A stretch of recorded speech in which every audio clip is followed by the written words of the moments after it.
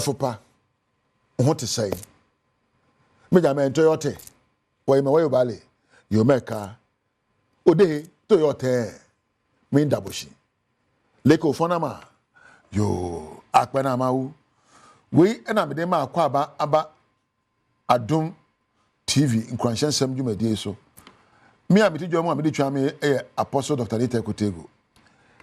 A good tree is known by its fruits.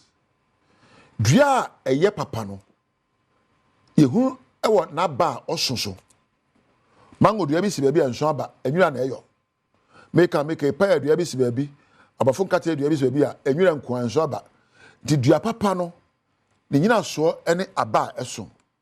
So is a man known by the state of his mental health. Onipa bia wa bra bo nyina so ene empo. A bad fruit means a bad tree. So does a bad behavior signifies a faulty mental health. There are factors that cause mental problems. You want to know what a massa be nipa adwi motosi. A manipa ya ha. A manipa kasa entwasu. A manipa ne ye ensemfata. Emfa nyoma esemfata emre ono ne nkrankre. A manipa ejina nsuo nu enom nsa enom adubone. You can't protocol a sound mind is a sound body. But maybe I can say a sound mind is a sound life. Mon sano incorpore sano. It's not Latin for a sound mind is a sound body. But I would rather say a sound mind is a sound life. Where there's productive nature and performance, there's a sound and productive mind. Where people are productive and perform at their best, it means their mind is productive and at its best. So a sound mind is a sound life. Healthy relationships are dependent on healthy mindsets. Enketa hudie nya warepa enyina so ya adwene eda ho eyiem. Tubehwa mema bebre ni bebre wana adwuma to si. Ni bufu ni yire kansanfo nche na yire. He bebre e sign say obi abra bo betumpon. Obi abenya apomodene papa. Obi a obeni nketa hudie papa. Obi a nyame sumeso ani no. Ni nyina so ejina adwene eda ho eyiem. Amen. Kebu. Successful lives, true physical health, true social well-being, true spiritual soundness are all dependent on mental health. Onipa. Wano, anything na bebre nkoso no. Wano nyama ekoso abra bomi. Bebre adwin atosi. Ana yetu bonzo obi address abonatare starch, wa she coat kama, wa botai sabeta frache. The fact that you are academically good does not mean you are mentally sound. The fact that you are at work producing does not mean you are sound. The fact that you sit at the market and working and selling does not mean you are sound. You can be physically healthy and wealthy, but nevertheless, you don't have mental stability. You cannot gain optimum health nor maintain success when you don't have a sound mental health. You cannot gain optimum health, nor maintain success, or become useful to yourself and society without optimum mental health. You can be academically good, socially adored, but you may not have good mental health. A man for both you also, hey, na enso wadwen no atosin. Ya brabo ma ye bo nyina kwan bi so no, o ha bi wo ya brabo na efiri hefa. Bebre eye jeans se ye wo no na eja ne ma e ka bo mo de wo no ebi ma wadwen to sin ebi so ya brain chemistry distortions wadwen ekwa wo no nsuo bi gu se nsuo no chia e ma sabe wa bra bo chia bebre so your life experiences atete or how say ya bro nkwada abremu se ohwiri bibi and so etimi ma onya mental problem. So your life experiences as losses, worry, abuse, and trauma can lead to mental problems. Also, there's a family history of mental health. sabe tafrache sabe tafrache unim menka ba unim obi a sabe ne yese ne papa ne mame ena ne papa ne mame so ne yese won papa sabe busua no sabe ye de sabe adwemu hare awen bibia esi kwan so betumi akopa nyansa apeso ehunu apɛ obi obetumi akora wo na wanya adwemu nsakramu na de wo no afiri mu. There's a need for you to renew your mind, to renew your mental status, to transform your life. You can renew your physical body, you can renew your spiritual body, but that will never transform your life. Until you renew your mind, your life cannot be transformed. And a major war. Namase yakopon so obama adwemu sakraye mo abra bo so sakra. Mamena production team nase. Na me na camera for sound. And Adom TV my phone na me do bi ase. Wo a onya mre hwe me de. Wo nya me entina. To be me the apostle Dr. Nita Kotegwase eni nkranhyen sama wo de abreye ya fe ya hwensam no ne di animu kan bi eni. Ene me kasa mpanimfo enso bi a yes wonya hwehwemu mfa sofo pani a na oda Assemblies of God and community 4 ono ano wo fa se ku no enu ehun nsam no aba ye de beba ne ahwede wo mu ye be konsam foforo mu ne akohwe India de hye nsia ya kye wo no mo ifisa ye kwan a wo mo foso adi ye God hu dwa no enye ne kwan so no sansam no ne nsem bi na no pay me de bro sa Adom TV Badwam kase a wo share live on Facebook/Adom TV Extra Go TV 119 DSTV 280 Oko YouTube search Adom TV Tube kwadomonline.com ensem we ni nsem bebre so eka ho medindi afia amankwa tamaklo afia ni de mientie said ensem ni nhwemo ankasa etie empanifo enso ena yeye se wonmo enwenwen sofopani akane na woda Assemblies of God asori awotem tema committee 4 eye 2018 ono akasa na wo fasibura so dem hobra wo boa no ho akoprichie wokun no wi akire no wo mahunu se wadifo enti wo de na to afiase ne nkwa na nyina Openima abosomeda neto so aduasa ewa fimpinu eni du wotwimu Anna Francis Nabegmado ya woye Reverend Dr. David Nabegmago ya no woye senior pastor woda Central Assemblies of God a ewotema anono wo ne sekan ema ne wuye na de nti a woye saade no wo kire mu se sofo yi eye otrodifo na wosom bosom esan so de enipa ebo afore na jury no edi wonom verdict ebetu dwa ewiye no ena Justice Mary Maami Ekue Yanzu ya wotena asem no so no ehye se owura yi a wanya mfie aduasa wotwe no wonfa no nkohye efiase ne nkwan na nyina jury no eje adansidie efree persecution witnesses enum honomo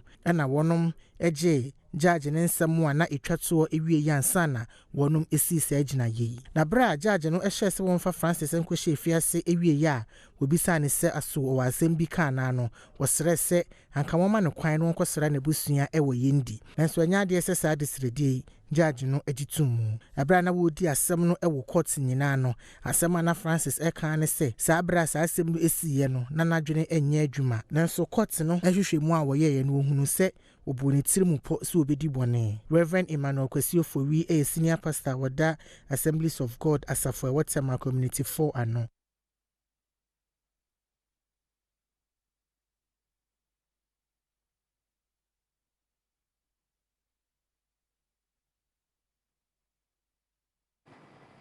Joint operation be a national security ne Ghana Gold Board ayenti India de share ensia won mo ache won fi se ekwan a wo fo so de yen gold hu dwa no o manfa ne kwan paso Nantia mi ensa bi a o mo fa kwatiri kwan so e de yesika kokko adwane afri mem ha no ye chi o mo na ekowi a chi no dwuma no mu di ye no esi bra na ye kokkobo no ebre no enya nsonye enti enam santi yebe famra kwan so na ye gya omo amomasa akọ omo memu na wabra we nyina ekoso no ebra ye ma kokobo anase ye to hone no se na India fo mrantie miensa bio enso tete akire wa omo so ayo madwen se omo so saa esumasi dwadie no so omo so bedi bi nti fofia anto ata ene ye doa omo a ene mmara no ene omudie Kwame Minkaka saye mu no wasan editu dwa se emre mu no gold board nko a ene wo ho kwan se wodi sika kokko ho dwa e wo man mu na yegina emrantie yi chie yi ho asem ede kokobo abo bia titiriu amanonefo no se eba sika kokko dwadie ne dia eye Ghana fo nko a ena fenso eye gold board nko a na saa edwadie no efa yeso embra foforo na aba no se oye amanfrani anase ohoho na wo de ho beje gold dwadie ne mu wo man Ghana ha emra no ni ubedi Mampani atna yede kokobo emu odin ama acting CEO ma gold board Sammy gyamfi ewo eye dollar sika bi a wode ema na nagrada wi akire na ne nam ntenta kese yi eso government communication officer Felix Kwachi Ofosu en odin semi tuja akire mu se chief of staff kokobo a wode ema no ene ono Sammy gyamfi so echa pa no edi esi hwa se bi asotwe foforo bi ebeka ho. The presidency acknowledges Mr. Sammy gyamfi's immediate act of contrition and the acknowledgement of the need to express regrets over that incident. So that apology has been taken on board. You do recall that when President Obama launched the Code of Conduct, he said that one of the remedies for any potential breach was a public apology. He also said one of the potential remedies was a caution from the highest levels of government. After the interaction with the Chief of Staff cautioned him, having acknowledged the apology he made, he cautioned him and impressed upon him to take on board public sentiment and act in ways that reflect public expectation. The Chief of Staff also took the opportunity to reissue the same caution that the President had sent to all appointees to be circumspect in their conduct. There may be things that may be commonplace in our private lives, but once you become a public official, you need to be sensitive to public expectation, and therefore that ought to guide the way that you order your steps. So in view of that, Presidency does not believe that any further action ought to be taken beyond the apology and the caution. And we all take a cue from it and are going to do better in order to meet the expectations of the Ghanaian public. We value feedback. We are aware that Ghanaians expect high standards in the performance of our duties as public officials. We remain committed to meeting those high standards. Ashanti Regional Police Command nene warmabera eye Tinka Island bia yasi nubone pa wondi hu dwa wasante mantemu mi kasai nipeduasa enaye ena wonsa ka won PRO dema Ghana Police Service ne nkrabata wo Kumase Godwin ahyanyo ena den semi tudwa wo chire mu wo chire won niam onya firi won ho nso eni na mobeka ya na nchire mu nche bia na eye yewura Honorable Interior Minister, Honorable Mohammed Mutaka Mubarak, Eba Kumasi Besra, Ashanti Regional Police Command. Esra say, Kabeya Tinka Island, Yentuasi, Ukraine, and Francois, Tutuana Moran, the Ekase Buswa Ye. Operation Bia, a regional operations team, and a drug law enforcement unit, the core year. It took me action in Pa, Bakuba 34. That in Drew Bonnie, the Yanubi, Tramado, we no one can come as a sending in our Ediaba police station. I use screening, sir, and Grofowi. Why you say, Obomobiano, the local court, Tacobo. The cracker moon, I watch say, a branch about Queen Finchano, Eduno, I know within Bonnie Huja, Ewa Babu number 2, so opposed for answer a canon. Section demo, Yenya 35 packs of 250 milligram tramadol. In 28 packs of 120 milligram tramadol. In 11 packs of 225 milligram tramadol. Any boxes by 50. As you say, and on I pack aside the money. If we also and so I had to know ni botu ni damage ni nyasika 66,950 Ghana cedis. Ewo no ho eni demo. Asasika we eni duboni nyina no. Ababeka police sponsor yede ye hwehwemo. Yene muka say ohye police kukuma yede beko court na yakobo no kwe. Eastern North Police Command ayekwa prior sonso achema mienu onso di nuboni ehu edwa entiwie no ya chechire no moa ahodo shapes ahodo 1650 ewo no fie won kokko ampekrum anwa najo ebo bes nondu ni kakra no yekochi ema mienu bia omufie ana omode me hode omuna yo madwen se ho na mo be hodo enubone a enyura ya poto kasa ya kan weed no ana se ejina ya corrupt na ye weed no enya maxi bag mako 24 na 24 no ubie su bag baako bia no ehye mu 60 slabs ene ya shape no ti se ball nti e kan ni nyina bo mu no enya 1650 balls ene slabs a ye de insusue mu no e fi se eyunubone nti e de beko police forensic lab no ma hwe abaywa mfie enkono pra ne mu odin pa make say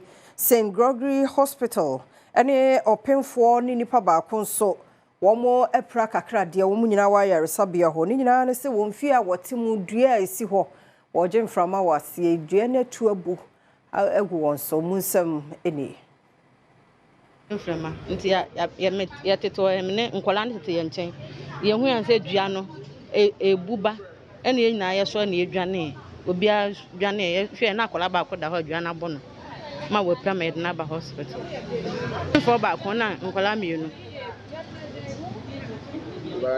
mienu ba ko week ensuo ne to a rechi na hwa na efa baby ensuo ne to efa no policeman bi wo ye ho no o se ensuo ne bebu ne ward emegu ye fie ho emekọ obi dem ti ensuo ne ye fie hwa na efa eba bankrofo dem ti dwa na se na ensuo ne fa nti rechi na ma ensuo dua no ebu no Enwachi, Assemblyman yo wogumo budumrum abato mpeswa so, Imano Dogbe, and so resources say.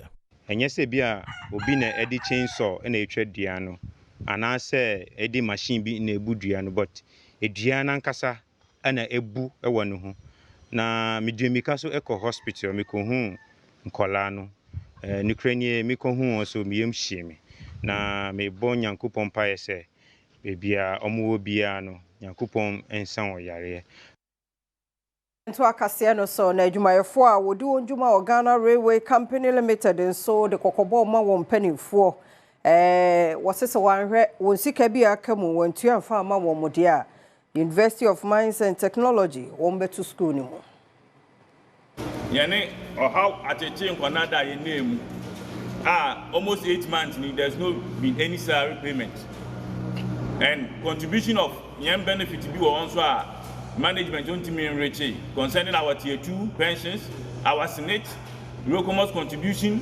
our credit union GPHA and other payments.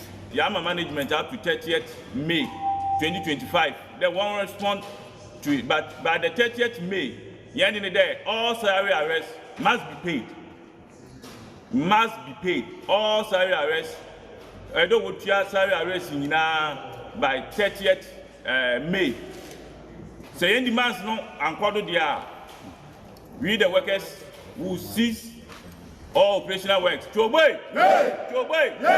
Ghana Railways adwumayefo bi a woni amane boni etwetwe nkomo no enso ekire eniama hodo bi a wo hwehwe sa aban ebeye ama wonom ye nam so nti ama wonom ayesansem trofo nhia mu no base asra aban se yam se na yempemfo aka na wa man up to 30 years 30 years ni anyadwuma me ka amane si pise base aka yuma pemfo se sa training school no dia eni se aban antimi ama ameka bia nkyerɛ as training school no after 30 years no training school yebatu oh you know that that's na 7 months won't you our cow na so ya bi ne tara so ka na railway na ya ko strike mpa abadi na ban be yafia ho a nipa kono ka wo de 960 it is how na ya be fia o ma no unemployment rate no oba wadan nye no so na Adom TV Badwam kase na ha na be makwan na no pay ye de siase da ya wo dia emre ni adaje a wo de ma yenti oda wo matwen yen ya wo da bonkrata no ne online de no ha ye de 12 so sisia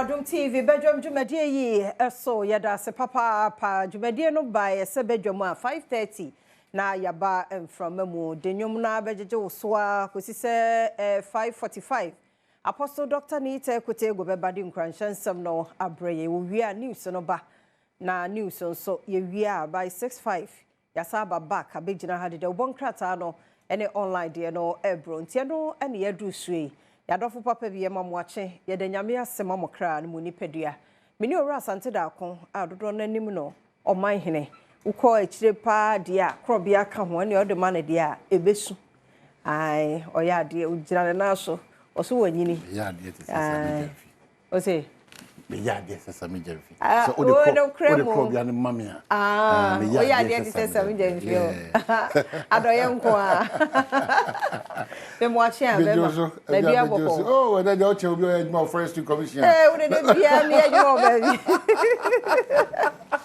ya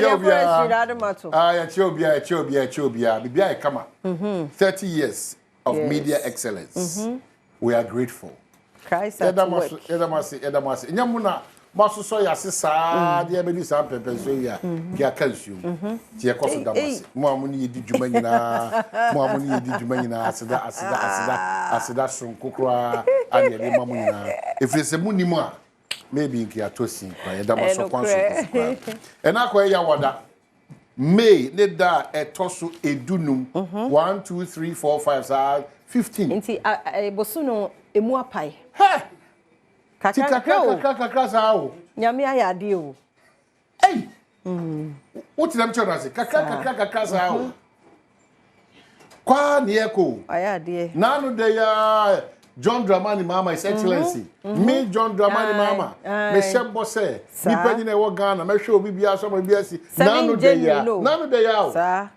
February, March, April, May. To the wo bibia. Koso ana twintwa na ka se ebere wo ho, ebere ni ho.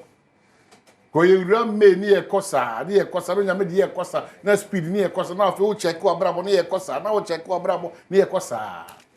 Adisradie kese pa se hia ni pedua bia wo Ghana hani e apomudi nkomo adesedi hia pa no te nyesika o akosra defuo bi no mo ka cho se me mo private jet kwabna betimi ama obi kura besesa ni nyina afrim so ama manya apomudi a anka mepe e apomudi de I'm telling you nti o how kese pa sebi sere onyame na so hwe wabrabo no so yiye na mo apomudi ehun hiawo wo sere onyame so obedom apomudi papa no na so nimdi ode ama doctor fo ne wa ankasa no a doctor fo si eni nchine enkoye tese me nana anti nsia nyame fa de crazy engodi nchine no akoto prekontre o ya o si mo de mo no mabon o si salt o ye prekontre so de nchine na che o tire me na sinti enfa ni agro yesi eni nyoma ya chichichichi o de o no o hwe benku hwe ni fa obi ani fio pa na o da hye no obi aba na o de watermelon si o na wa na o ye no enu ye de dada e hu wa na o ye no yesi ebo no nsia wa chekura no nsia na ye wa cha abro su no nsia etra no nsia sa hye na eni nnuane basa afi kura na wafa banku tilapia no odi otimpara no se odi wia no was no was achia no se ba koso ade no yen kan di wachi a yakeka ne se no onti ase o se men na enko emane ndru sam pempenso no afi de wudi hospital atentwie na wo prayer camp na we se na afi wo se bronsan bi da bi mrantie ntie o kan we no aka we no aka we no aka asiani o see the best combination I ba show na insana e kala mi bre una usaye ni sesi e kuma se yesi baby the Tinker Island ko he ne ma wache ki kan bo musa oba num ba wie no piaro na uti woni pedie untini nyina sorry e dia na ope so the impress when you e dia na ope e na so mabro do e na why no way no se wakoshia ba oba ware no so ware no na twempra briti a wabi nim kika nyoma sie ni sa na what your age na wo kika na yemasi ani na be ye na bedu 70 afi do mo so bosso na afi do hu se bosso na bo se please because body ne eduro na je yesremu madaroma monto mo bo yesremu abrabon ne wa bo awie du mpempen so bi afi de wo ahom ji mu no o ti se afi na wo enjoy the fruits of your labor nyese wo ahom ji mu no ene twen etina ka na wo ha papa bi ba han so 90 years ono an nanti ba jini nsu be fane drinks e ko james wow 90 years me da nya me nwanwa ayi oye lawyer chi Supreme Court judge bi a odi ne birthday anana se ayi NDC penyi ba ko ediana emesa penyi fi ono edina na onna mo na fe bo na me ai chese na de oro akofi amu abimpo asa kese nti wo ahwe no a o ka se den a yesremu a enso nafu yi yesremu ye konsa ma no so afiko na mi kodi na obi so ano pa o wie ayi kakra minim se be meti back o wie wia no ko fried rice ese wara na za wo ka omote microphone de eni me yi kaza ketwa enti radio for ya mamwache ya mamwakwa ba ya da se papa se mutie kwamna o de sha se ana men ko koma me na fe online se enti en ko online adomonline.com ye ensam no se de tie nie na Sammy gyamfi is a shining star who made an error adongo na e kasa enti ko adomonline.com a eno na edasho be read ni yi na se abaso body no a ura fale squatch ofusu so aba bekire mu asotwe na chief of staff ede ama no ne samene chawpa no ano eno ano ne asotwe ayede ma no ntia no so eho asam no ura dongo guso aya wo kasa biemu a wo hwa adomonline.com wo ha say no more over the counter dollar withdrawals bi ani dabi they say young man and say $20 account I also $20 e be nyi say achiro na so nyi say you know about you 12 point bb sika no dollar na eba hey said no na me na me ka say yen koso manya de say de eno a obi frame me o say na so ayesu na so ade de nesi sika pa me dia ko sie fie me na me bom pa say nke bidu 20 na onyame hu mobo ye ho wa na 20 de say ye be ba bedu 7 na go so sika no ayeka na ayeka o de bachicha maye o de bachiche je no kwa dollar na o de chicha enye won be because one chicha in tema na dey remember anti ye bom pa say sa is actually will it will be sustained it me gina be bosumi nan a o be say insatire kese pa ba because any ma body e ba ni say nso a adwadifo no ya tesa mo kasama ko fada danza na so tie na me ka ho bi ya ko fada da ansa na so tie dinya de be so but at least debi eno de ho me ka ho da wadaroma me dia me ka won tie me ko fan ko no na me na 15 me ba about 12 9 it me go dance one na me kan say e da ya any 4 months and 2 months next fine na sa nti yesa wo to so di aba ya dwuma maka ho me need me kire ne emam na hey e mo ti video mo ti because obi ohonuma a wotumi so akofa new one but obi e ka bi ntode no ho agim wo say your mentality no ade bo ha wotumi so wo dey say on say yesuro enti no ye nya ya dwene sisi ya mani me be hwehwa so ye sre nyame say said ye see a shin crying trying na dollar ni shine ba ti say ebedu ba bia wa akra no uni hwi ka biem wa obi a meka hwi nkyere wa ba no sa wa akra na mpese bantam like mu tete so ntam maye na nya easy sa ntese ne ma begu ho asai na no so adaneka spare parts bi di baby eno sei omu hu ye bobo pa na no bo na no odin entu kwadmonline.com asansam ne nsem bebre wo so a ne yema mpani Mahama Abo Florence Adai Ohene, Second Deputy MD, Consolidated Bank, and also Ewo Aha. Enti no.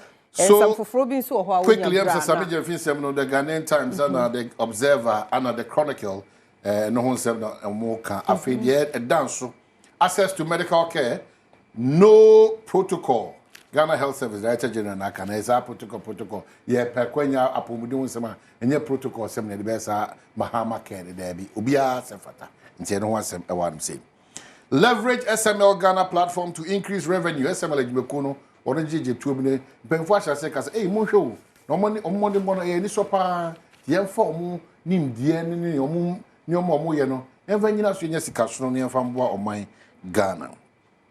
Edim had a Ghana Observer Makasa Major Fiat Semna Choda a MP for Akasa to sanction non-compliant OMCs. More money shares, oil marketing companies, the money shares with MP for Sikokobo, Yakomamo, Mohe Pa. The Cracker the Chronicles of the Sammy and Fimunso Assam at the Aba or car and the President Child, their channel say, Uncle, Manankoyan from Sobim.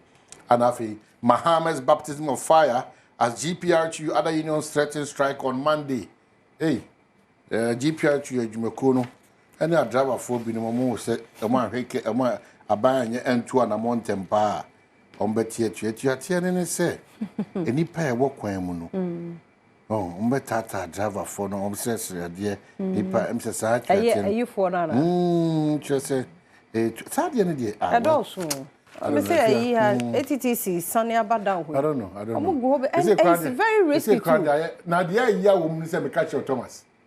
One SS idea so minim say Thomas a group of people omo fire omo body no ujube hunu na akwada nipa nkora for the village do na was like say the no and e bisa hye na chika ho enso hu mema pro no da omo tete akire ho omo nyoma elfu na anaju de som na mo di dwom nya careful nkora no omo he mo bo nkora yi Esa sadia na gender ministry and I think interior esa omu yi omu free ho some way ya ha dwen nkwankete sa jejira po na ka bi twi fo omu so se se su kwa de opo no omu de omani no abetem si ya no sa bom sa ema o kraka ho wen fi na ne abo shi to kra oh no mpanifo we security threat oh more than nipa fa banyina onim nipa obia na de ban. You know, yeah, yeah,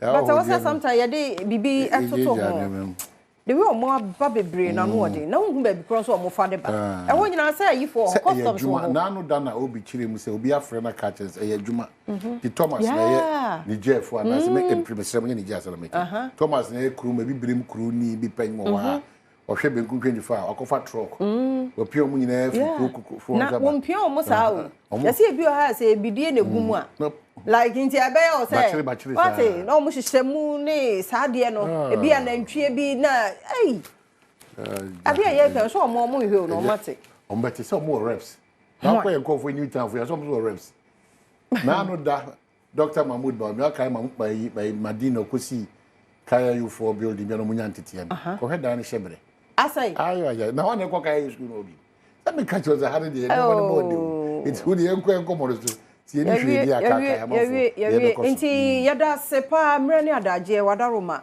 ya kwa ba na agudie mu nsam no atwa so sika Mr. First John ba *281# option ye 4 transisi na abedi keju e ba the 1000 Ghana amount sisi yes a lucky person no health tips wiki mu nyina myopia wade hwe no say ya na wuhu na chire ni ha Mr. Oyemo ya ni ho ban na fe mamboatima ba ho sepe asemidi kanom ene mpensempensemu no na no so sika ni ginam ti koso mo afidie ne na ha enyi mfi ha yada se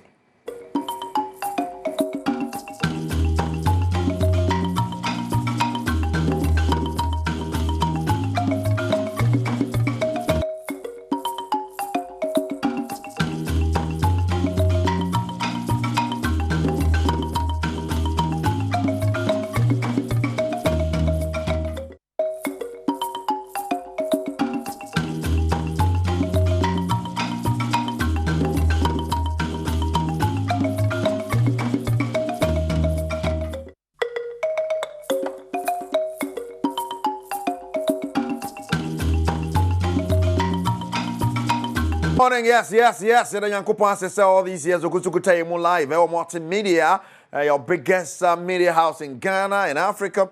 It's an national premiere, yes, and the Yankupon se pa. Now, yakan sound on ya banner, ya good moon summer now, so say, Yatia bro. Franco Trading Enterprise, and I think sure Malta Guinness, the Sia Concon idea bar.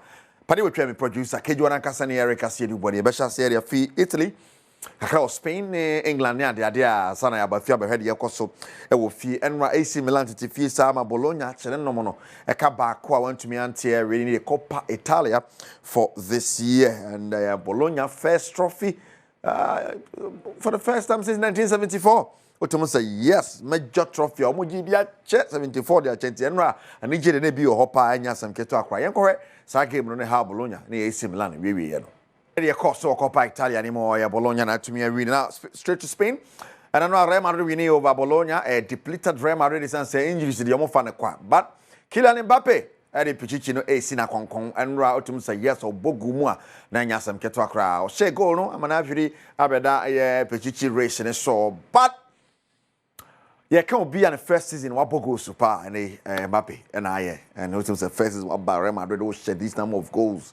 40 goals. That's incredible in all competitions. Now, Yemon share game, and of course, apart from that, PRL Boleganes by 3, Alaves ball Valencia by a goal to 0. The course Sonra Real Madrid came on now in Kylian Mbappe 28 goals in La Liga, 40 goals this season. Incredible. That is the man Kylian Mbappe for you. But Barca here just a win. Now a league, Spain and one 7 round and a draw star 281 hash for Kakragum Nemecheska star 281 hash star 281 hash Edusa Mecheska Nemes say Oshamino Merino Nankabetum for Kakragum 5 5 10 10 5 5 10 10 10 5 10 10 10 5 5 5 10 10 na Chesekwan Biaso dem select Adom TV star 281 hash select Adom TV for Kakraguso Ma Yenko. You better try na ba fia be head yekoso fie but Franco Trading Enterprise phone papa fee appliances papa fee ne ho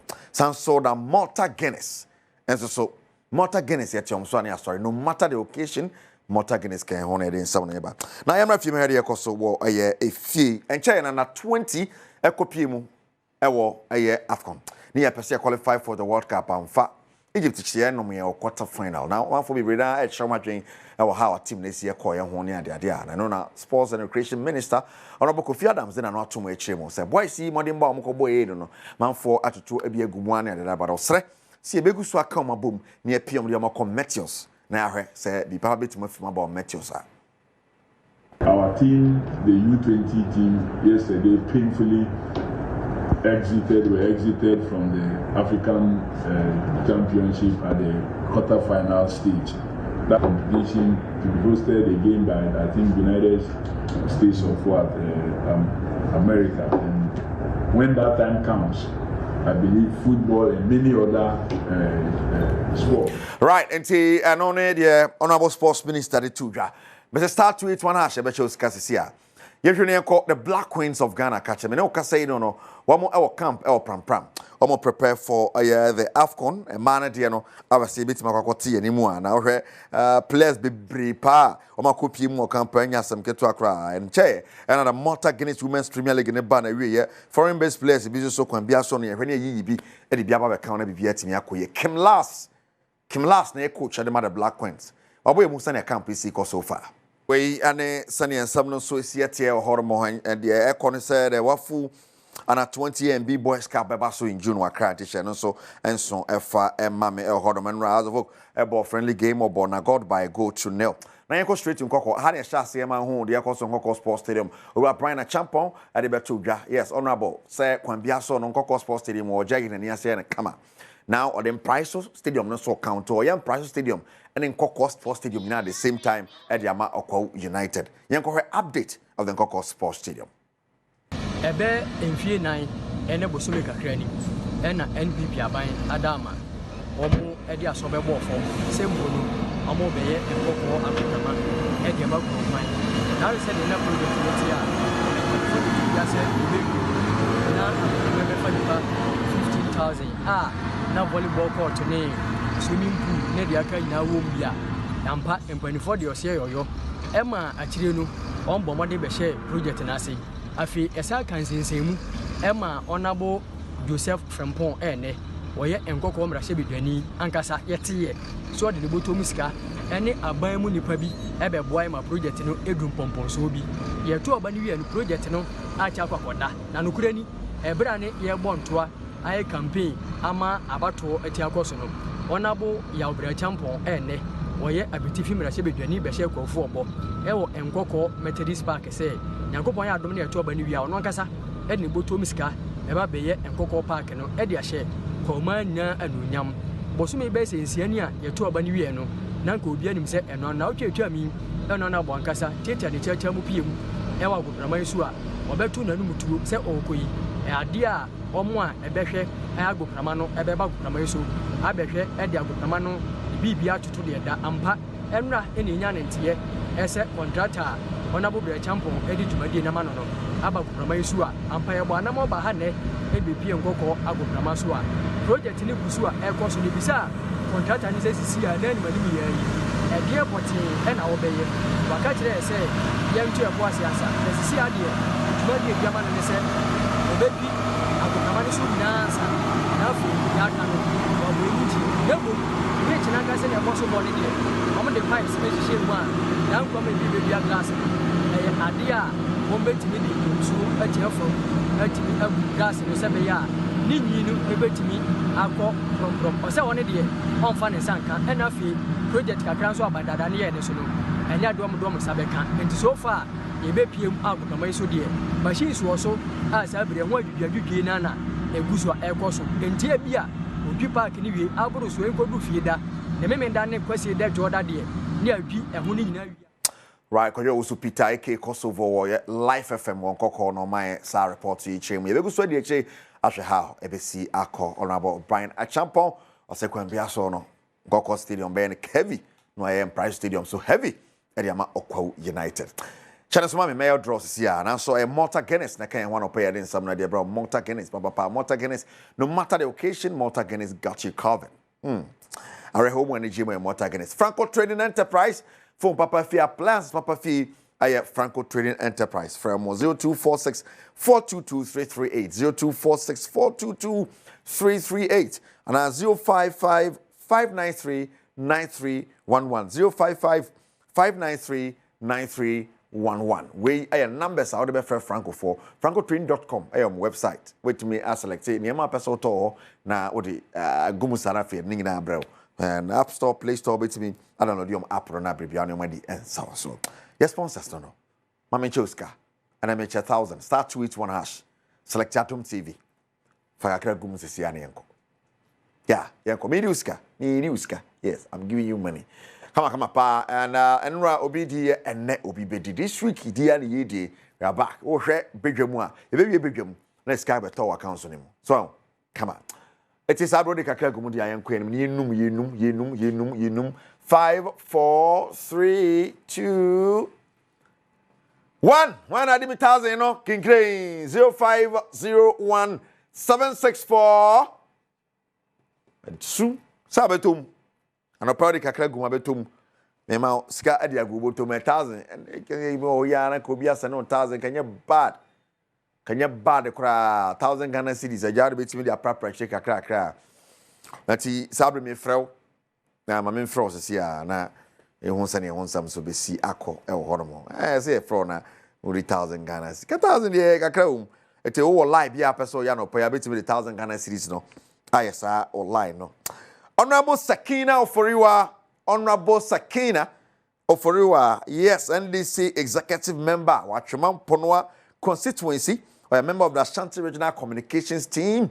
Honorable, fantastic morning going out to you. And say, wow, now, Bojma, we feel the grassroots of Anchuman constituency, NDC, grassroots, and shout on the pie. Mr. Sefas Mensa Shalai, Obia, say, ya chow, I know, Yama recognize what Jumatia, Obo, Edema, Achuma constituency.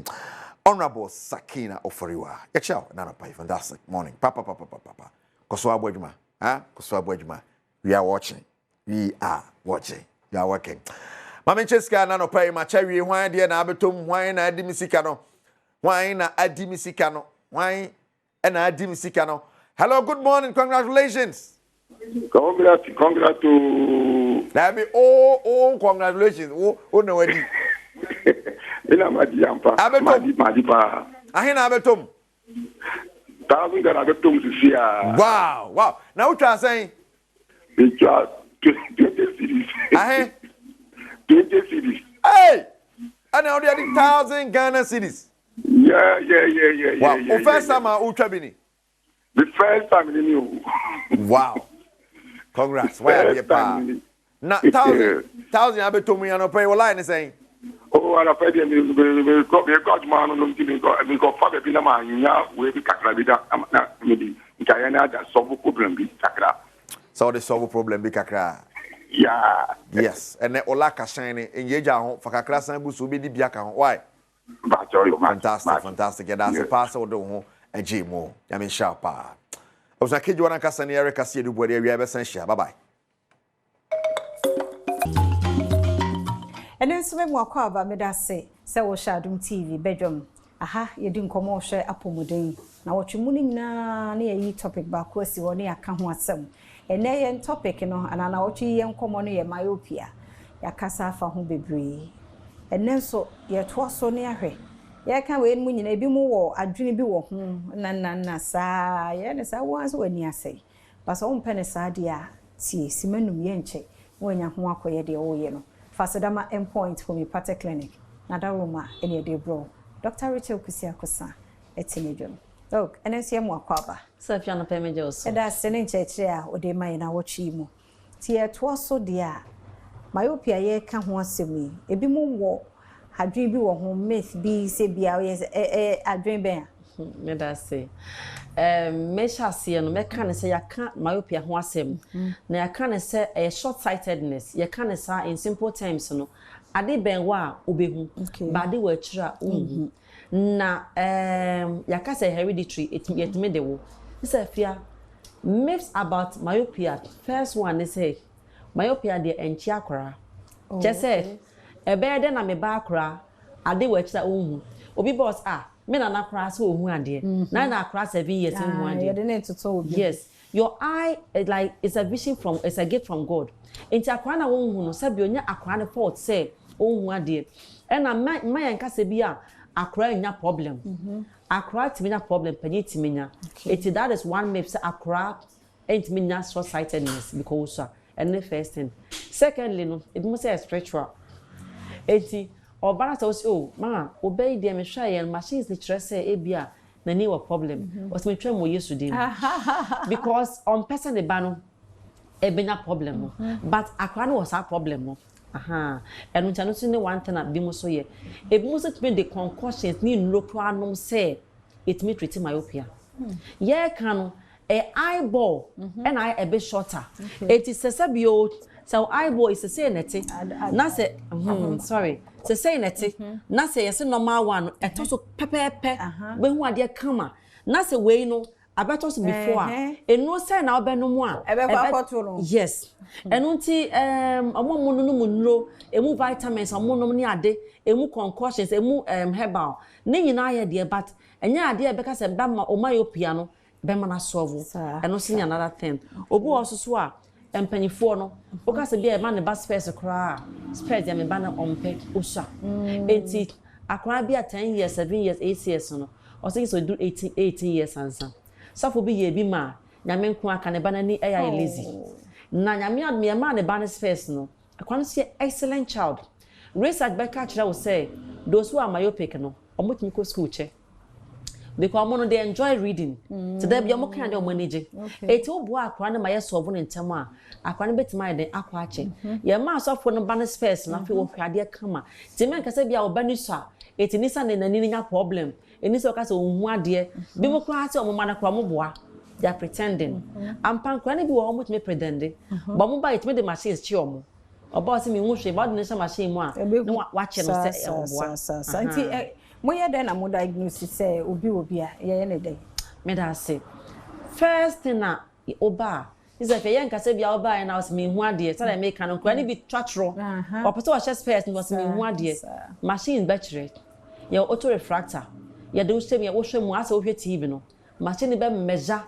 wo problem ma level bi wo ha enye ha ya krampa ye nkorete ye be monitor kakra nti wo se machine be kyerɛ ne first thing na ya wo VA ne kyerɛ wo vision wo hu ade sen wo be kan ne nyina ne ahwɛ ne acheke ye wia ne ahwɛ wo ne nachi no sabio wo myopia kra eche ne so te sen ye be cheke ne nyina ka ho amount ye hwɛ ne nyina wia ne afɛ ya sɛ anyampa sɛ bia ye correct a ebe boa wana ne ka ne nyina abom na kyerɛ aboa but yamfi ani anka kan hwɛ won ka sɛ wo de bia benya myopia da bia nya na sa aha fa wo number no to us my wadaroma me da se obetima frɛ me wo 0244 982821 0244982821 ya da se ne nso nti yi sa adwen no condition bi one ye boso a Yesu di ne de no na ye de atwa mu abeduru ne but wokɔ no mo ka na wa ma ye treat na Yesu di no so bata ho na afo anyu wa yaresa fasedama endpoint for the party clinic na da roma ene ye de bro ochina se nkwane ahoden wo ho a ebesehia Badwam do Badwam TV Badwam Jumadi so ye da mo asepa ye tiefo ya hwefo ye client ye guest ye resource persons ye da mo ase 30 years ye ne mo na edi the radio asepa se muguso anu ye adwuma bi mu no ye adwuma since omuda so him ebi nso abeka ho mo so ye da mo ase mo nso afi na mo ba ma mo akwa aba mo mra na mo de mo ho boy ya mo ne mo nwu ase mo adwuma betumpon bi a mo ye bia nso e be successful ye da mo ase pa Design and Technology Institute 2025-26 admission no koso de bia meka se wo obi wo fie na wo hu ne so ye fechire ade bi se wo behu anu afix won ka so onye kura no waye by the time abe frɛ electrician dia ba na kura no waye ne ade no na wo ye de wo ya kura boni wo ye be fo de bi nye be ye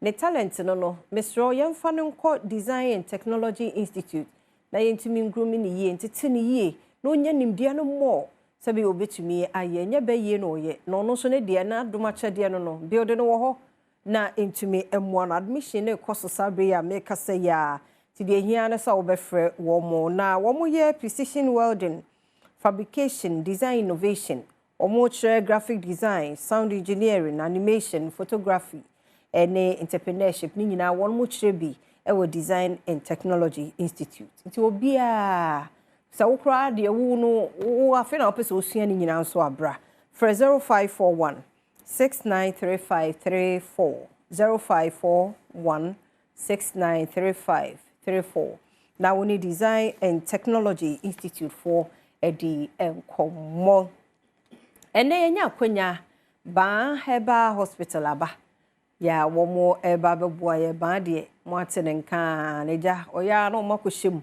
wasa akɔben wɔ mo ho na wɔn mo aba nti ene ya wabai yɛhwɛ ni abɛka ho ene ni ɔmo guso ye yɛbo akɔ aba medɔfo na bi abɔkɔ de o nyankopɔn adom de nyame ase papa sɛ ban heba hospital gyina na so oh yes ye gyina na so pa de nyame ase ye nyina ye wi efika ka ye ka ban hospital a dwumaditiro be na mudie okay yemfa nchi akase ma hwefo hane adofo asabre omagibra mo he e ka se ba heba hospital a de amanfo ni me ne se eba no dompe ma yare he a e ba heba hospital emra wenya kwanhia bi anampo se dwumadie bi a odi na eno nti akofa ne se odompe ho anase ba bibiara dompe woni pedua no bia no ho atochima de ba bia so dan woni erichre ema dompe ne samba back na ba be se na na ete kan no de e ba heba hospital and so down woni erichre and it is bia wachi bremo ene ho atochima se medical kan se ba bia dompe wo bia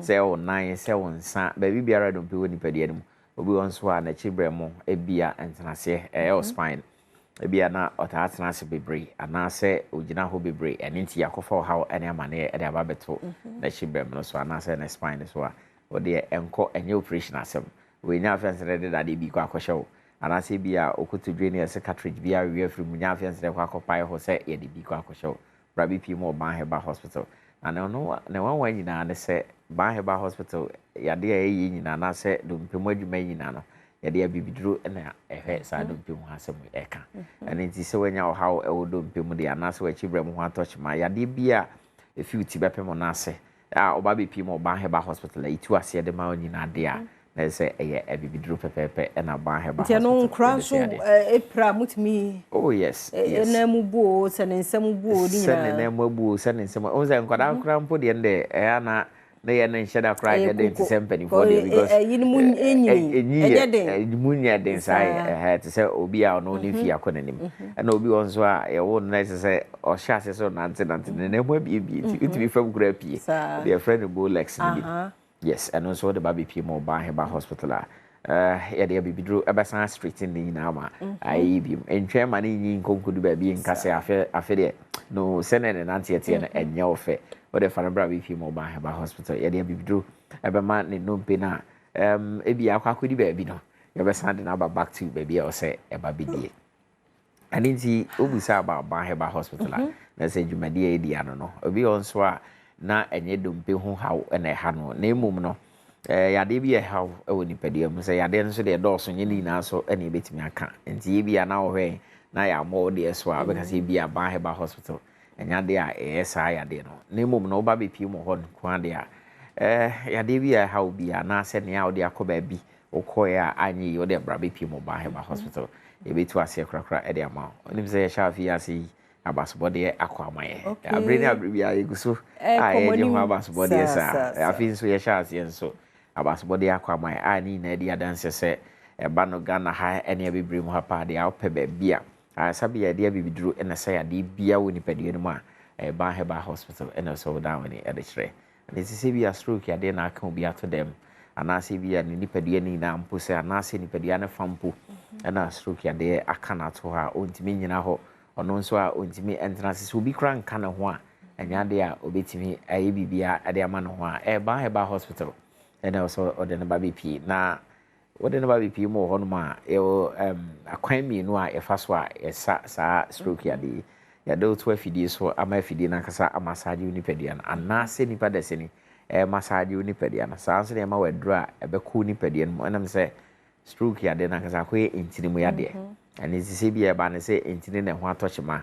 na akwa affect intini ne woni padua no nyina and nti e ma one a ebekom a ebema intini na sanjina na so bim na san de to afidi a eno eden ebe massage wo ama wasan eden enya wapom den back avenso yesan wo omo mbenya abotre a omode wo ebefa eye training like won se yade ne eka na se wo san ba back a wo se itimi training na ebi afiansa say wona na say ni padua ni ba bi e fire o say chance say yesan ayeden atnetini umpom na ma se ne be ya obeba back to sene na otie kanena and then say bi obi nya stroke na de ba bi mo ba heba hospital emreti wa bi no obohunu no na wasan agina na so bi ni na no enya na won wa bi a nemum no eye abibidru na ba heba hospital e de say adwumadi no afinso bi wo honso na ne de no eye ne kidney ne sa na ho atochma na say no kidney issues na more power first no anasa kan no anka bo se bi a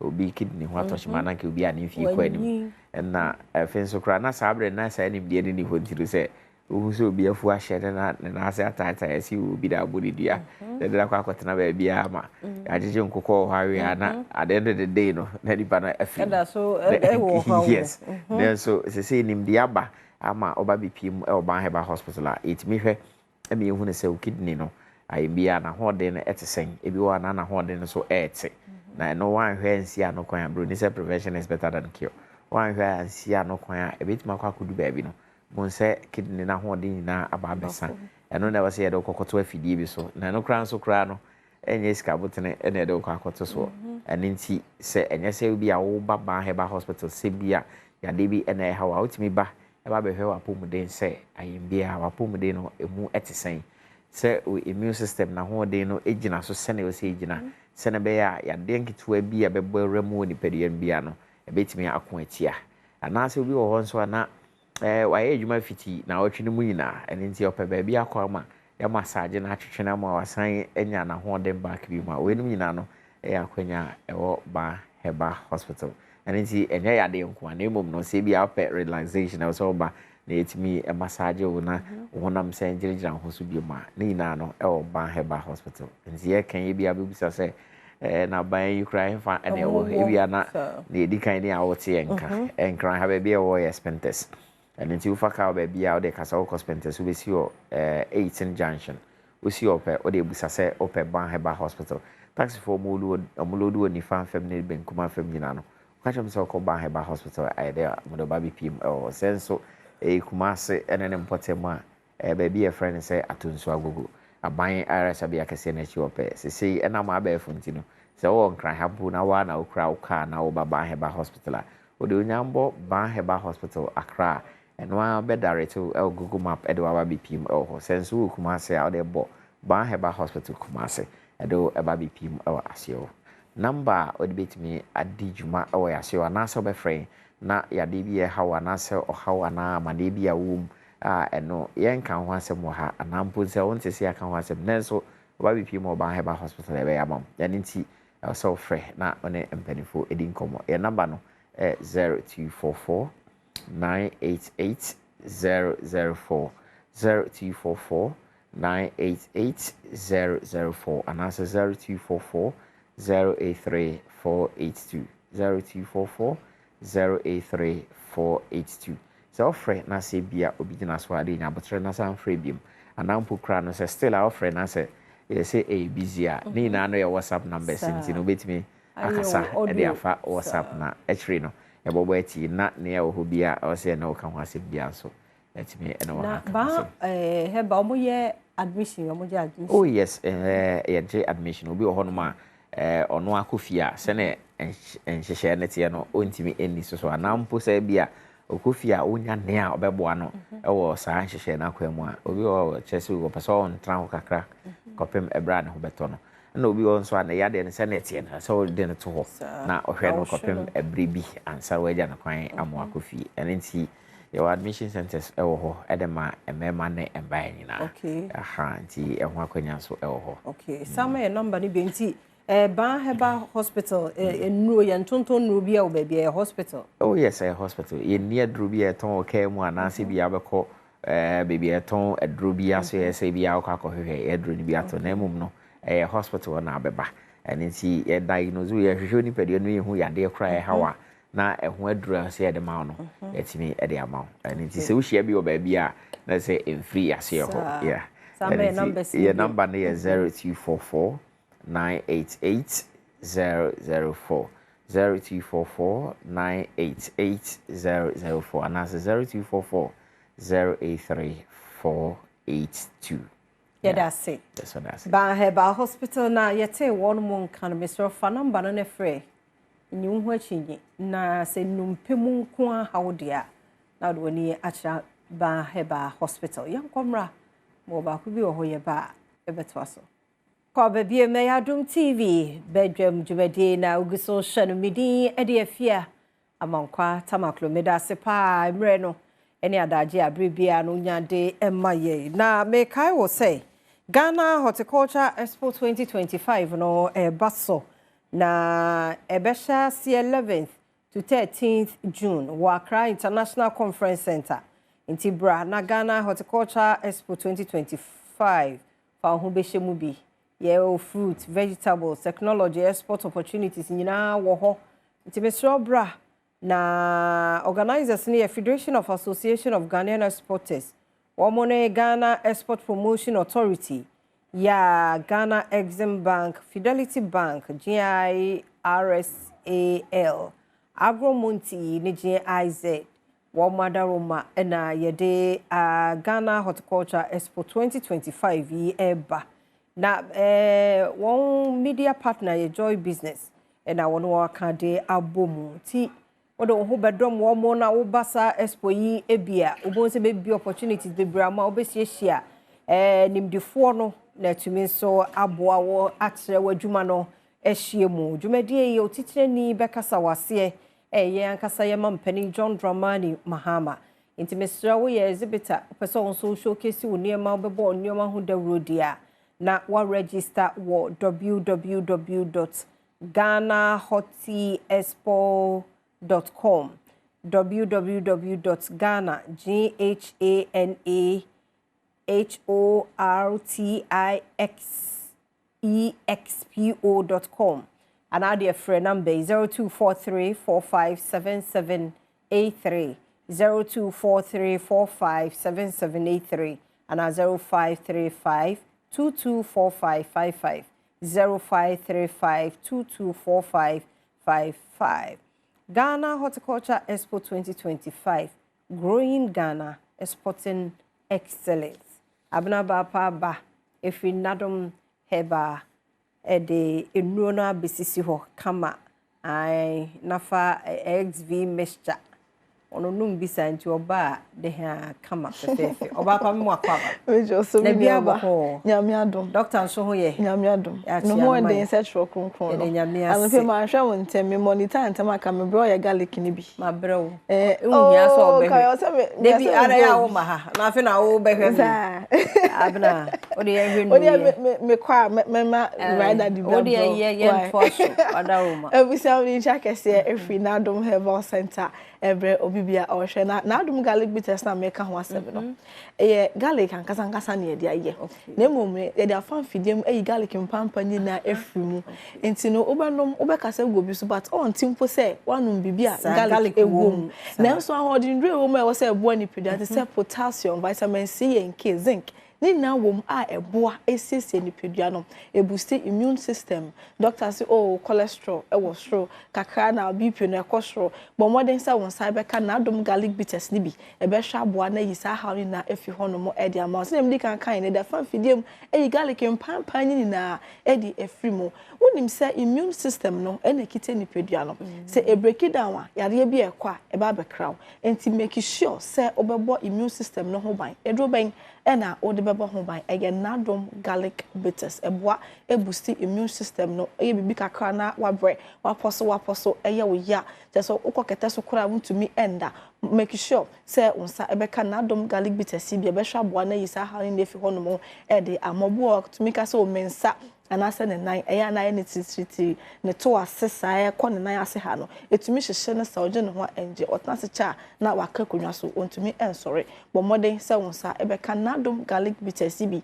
ebe hwa boa na ayi sa yare nketenkete ni na efi hono mo e de ama sometimes yare a won pay attention to no eno ena ede ohaw no eba enti ne se ehya asese eyi ne tinketenkete na bo modern ne pe won pemasibre e ma na nyansa edudu ho na ye too late enti wo hwema no pay wo ho na bi kakra se wabre ase waposo yo ya oto ase no etumi ehyehyw saa wo no odi adwane an wo mu na ababegina ne bo make sure se wonsa ebeka na Adom garlic bitters bi ebehwa aboa na yisa ha ni na efi ho no mo e de amo na Adom Herbal Center sanso ena ye wo nafa XV mixture ena fenso ne capsules ena ye wo nafa Lady Clean nafa Lady Clean no ena me kwa bonsa me ka na ma ne boje me so se o say ye just say edi o masem e de amo mo pa ye e 100% natural feminine hygiene wash yankasa ye haban ene ye dubra ena na Adom Herbal Center yakwa ye makotiti ndwan haban ene ndwan hini e de fa fidiem ahoro ho ai ne krogen a doctor fo kukudam ene ejina fidie ho e de haban aye adre kama e wo ne tuam sei ena etie very very portable uko weekend you can't to me the shop bag to me the shop back pocket na ndi wo de akọ enti say enete wo be hwe kakra egu asawa nim na wo de ahya hemfio me kira wo de bekọ obo on mo betu aka so on to me enfan show because on normal no feel uncomfortable no problem wo hwe egu cotton ma to me squeeze umia edugu edwuma wo say na be bibia e de ama wo hwe me no pe mi aba infections aja hemfio honom aboso wo treat for so many years ni enko insio egu so na egu no de carbon bi enenam enswanswa abegu ahemfio honom awo echi no ama ahemfie ho no mu abie asanso de oha bebre aba ahemfie ha bo modern sa wonsa ebeka nafa Lady Clean ebehwa boa na acha mo abasanso esuda dem se akwalamo no entimi nua ba sa ahemfie ho no ekeka wo enswanso abegu ahemfie no tumi tia akodwonso na atew kakanka me say entra ho ma na nya ansa make sure sa wonsa ebeka nafa Lady Clean ebehwa boa na ayisa ha ni na efi ho no mo ede ama insu a egu in carbonia abetena hemfio hono ma ekeka wo discharge bi a wo sebe pant no egu ho atumi say na aye as a yellowish color brown bi na chese wo pants no underwear nim no wo moja nimu ente wo se wutu ase obanyi set we ni all right then moment wo se onu nafa XV mixture and then the capsules nafa eggs vein mixture and then the capsules na into ase free moja ni mu into ase free system ni mu emfa emau into be insert nafa lady clean sa discharge na wunya no ahimfie ho no ma keka won so abegu ho no nyina no nafa lady clean we insert e be yisa how no fi ho e de amau na emom no yare ade a opese utu ase no wuntwa so e wo se upeni hini no na wo targeting hini no enti no we insert a obefele okay for some time na emom no e wo se wonnom eduro no na de wo system nim no etu ase e de mam enso abegu ho ahimfie ho no ma keka no e dan bibie di a kiro se bibi enkoyi e woni pedua ni mo enti make sure se on sabeka nafa eggs vein mixture and then the capsules nafa eggs vein mixture and then the capsules e be hwa aboa na eyisa how ni na efi ho no mo e de amam na nafa eggs vein mixture and then the capsules si yenua mema no so betumi anom amano ayeye but mema no mesremo lady clean nyamodia eye ma no nkwa de nti man na hia kombo miesa we nafa lady clean nafa eggs vein mixture and the capsules mema no ye nafa eggs vein mixture and the capsules no enko obi won mo so o catch am say odo sister na mesore anajo edun so 16 good times yeah dey and am say aden nso ye den o driver ni so and I'm saying ti oba sorry 16 times ni na akodun so I say afi dey do baby no onkoda mpa no so biom ote washroom ho na e ba na de weje megu e ba aden ntumi kura ndam ma won fele and dan so boa ni pedua ni ye pa nti no wo so ya ye nkitinkiti we su na se ya ye no so bowa e be san so kofa ha ofofo e de aba imagine say what is the driver ni anadwodwon so ya ye nti wantumi anda akwotena stia na chi oba koda konya accident akwakogu enti so entina ho ma ne nyansa wotemi nka no pe abo modern se wonsa ebeka nafa eggs vein mixture ene ne capsules ebehwa aboa na eyisa ha ne nafi ho no mo ede ama wodwonso na emu achemienu wodwonso na woti yawo e wodwonso nim dwonso de nke ni kwa se wodwonso eti yawo wodwonso na wofili wodwonso na se wu se what I say what ya make not just a bibi ye dem enkoyi e wo ho enti make sure say wonsa beka nafa eggs vein mixture and then the capsules nafa eggs vein mixture and then the capsules e be hwa boa na eyisa ha no efi ho e dem to dwonso na wote ya wodwonso na ba kwafa me say enkotna da me ase go kan che wona afofo ne say wo yere ebe wonta me nua be ma on be serew make sure say wonsa beka nafa eggs vein mixture and then the capsules wodwonso na wote ya edwo na adwa ntumi enda obedwonso saa ma de ya che urinary tract infections no se eba na se wotent na ho na wa oye nhwe han man konkopɛ wo pum asibra e ba kɔ show rubber wonam ho normal ayen show rubber mpo na da asen na oba betent na ho saa na wa ye nhwe han aso be hye yie pa enti ne se wa hya ase ehu signs and symptoms no e wo be memu be ma na hya ase se e fon kala no ahya ase se e sesa enswenso aba begu ano odwonso na wote ya wa make sure se wonsa ebe kanafa eggs vein mixture ene ne capsules no ebe hwa boa na eyisa ha ni na efi ho no mo ede ama ebia na otike ma na se bia na bia na be fi wo no mencha make sure se obe fa your number no e 053 1156 556 053 1156 556 say we treat infection and make sure say o partner so be treat ne dey e bia okra dey wo say o dey infection bia eni so but wakwa ni pen kwa dey wo say mo apomde ho ehia wo hwa no mundro ye wo ho aduro siesie wo ho e ma na nya ansan na abehwa abena akira kwan bedu na me ko US o hwe me ahu me enti na o ti me nken a me bo aduro ihu dey re ko pe bi to e ma na nya too late ansan e na fa lady clean nafa eggs vein mixture and then the capsules e be hwa boy siesie ni pedua no etu infections na se ni na e dey amount munya be ma enkodwonso enkonkote yawo enkonkogina fitie afikyire enkonkodwonso enkotenso misrew wote me kano pe abo modern se wonsa be nafa eggs vein mixture na the capsules na enhisa ha ni na enfi ho no mo enfa ema enua ma no so wakoy obey siesie ho enye oba ne oba wadresi kuntan na mabonten men are attracted to what they see the obehu no betwe na ba na so kom na senye the opena sister obeja ho akọ bu na ka se obi na ote kura na oye no misra onye obi na ye o check ase wo na hwe enkoya make sure say won sa be ka na fa lady clean na be hwa boa na eyisa hali na efi ho no mo ede ma na fa lady clean na fa eggs vein mixture ene ne capsules be boa na esisi ahemfie ho na eye fi ne nkeka wa na infections ni na efi ho no mo ede ama so na make no men are attracted to what they see your own no physical appearance no betwe ba enso ba na sa hemfi no enko yi a obeja ho no akọ enti misrew wo siesie ni pedwa ni no make sure pa so se wo siesie ahemfi ho wo bo ni pedwa no ho ka no na obo ahemfi nso e ka we ya affordable okwa obetumi ato na fa lady clean na fa so mixture and then the capsules number no e 053 11 56 556 053 11 56 556 pharmacy shop herbal shop a ewo krom ha bebia no wokwa obenya bi ato apomodin pa e ma setena pa entimi don tena ha ma yare enji ni perua no emoso abra na Adom Herbal Center yedi ndu papa se abadwama so eda abna se papa pa na Adom Herbal Center na yete won kano ntimi sro kwaje wodi asisi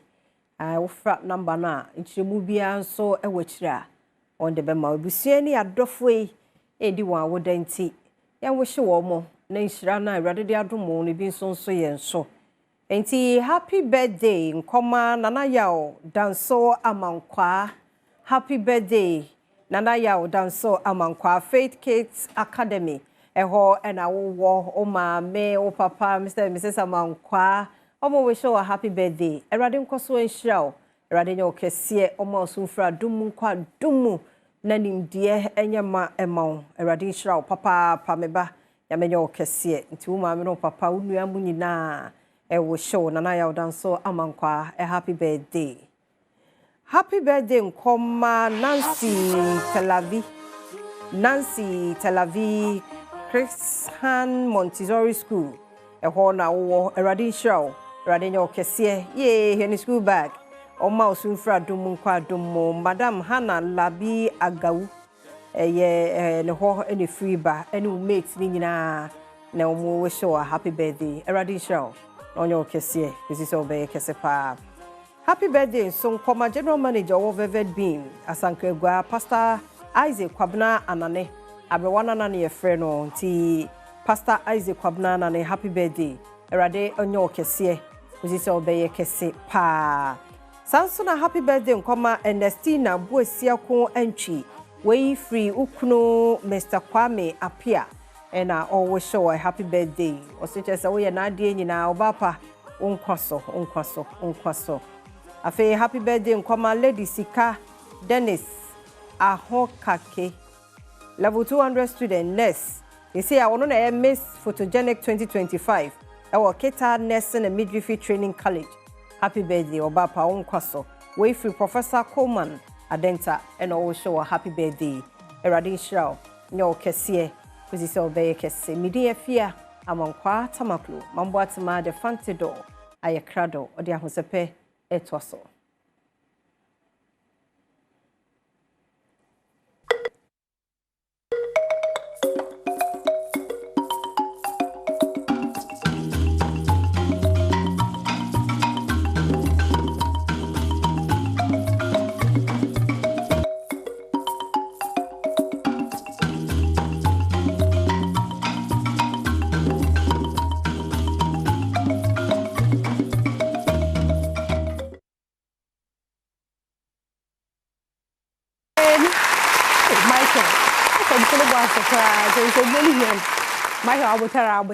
Good morning. Akwa sonko babejo ma usepe jumezido oyehono for the Fantidol president for the Brothers and Sisters Association.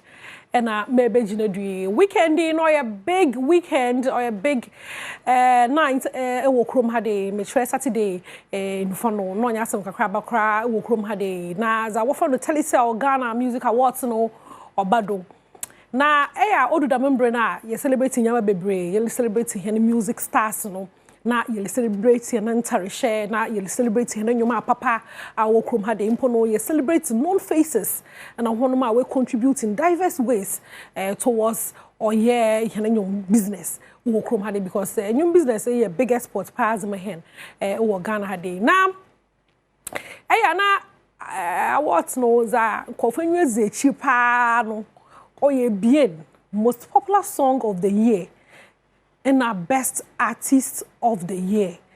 The more categories say bien ye anankofu enweze chi papa nti no good news na there.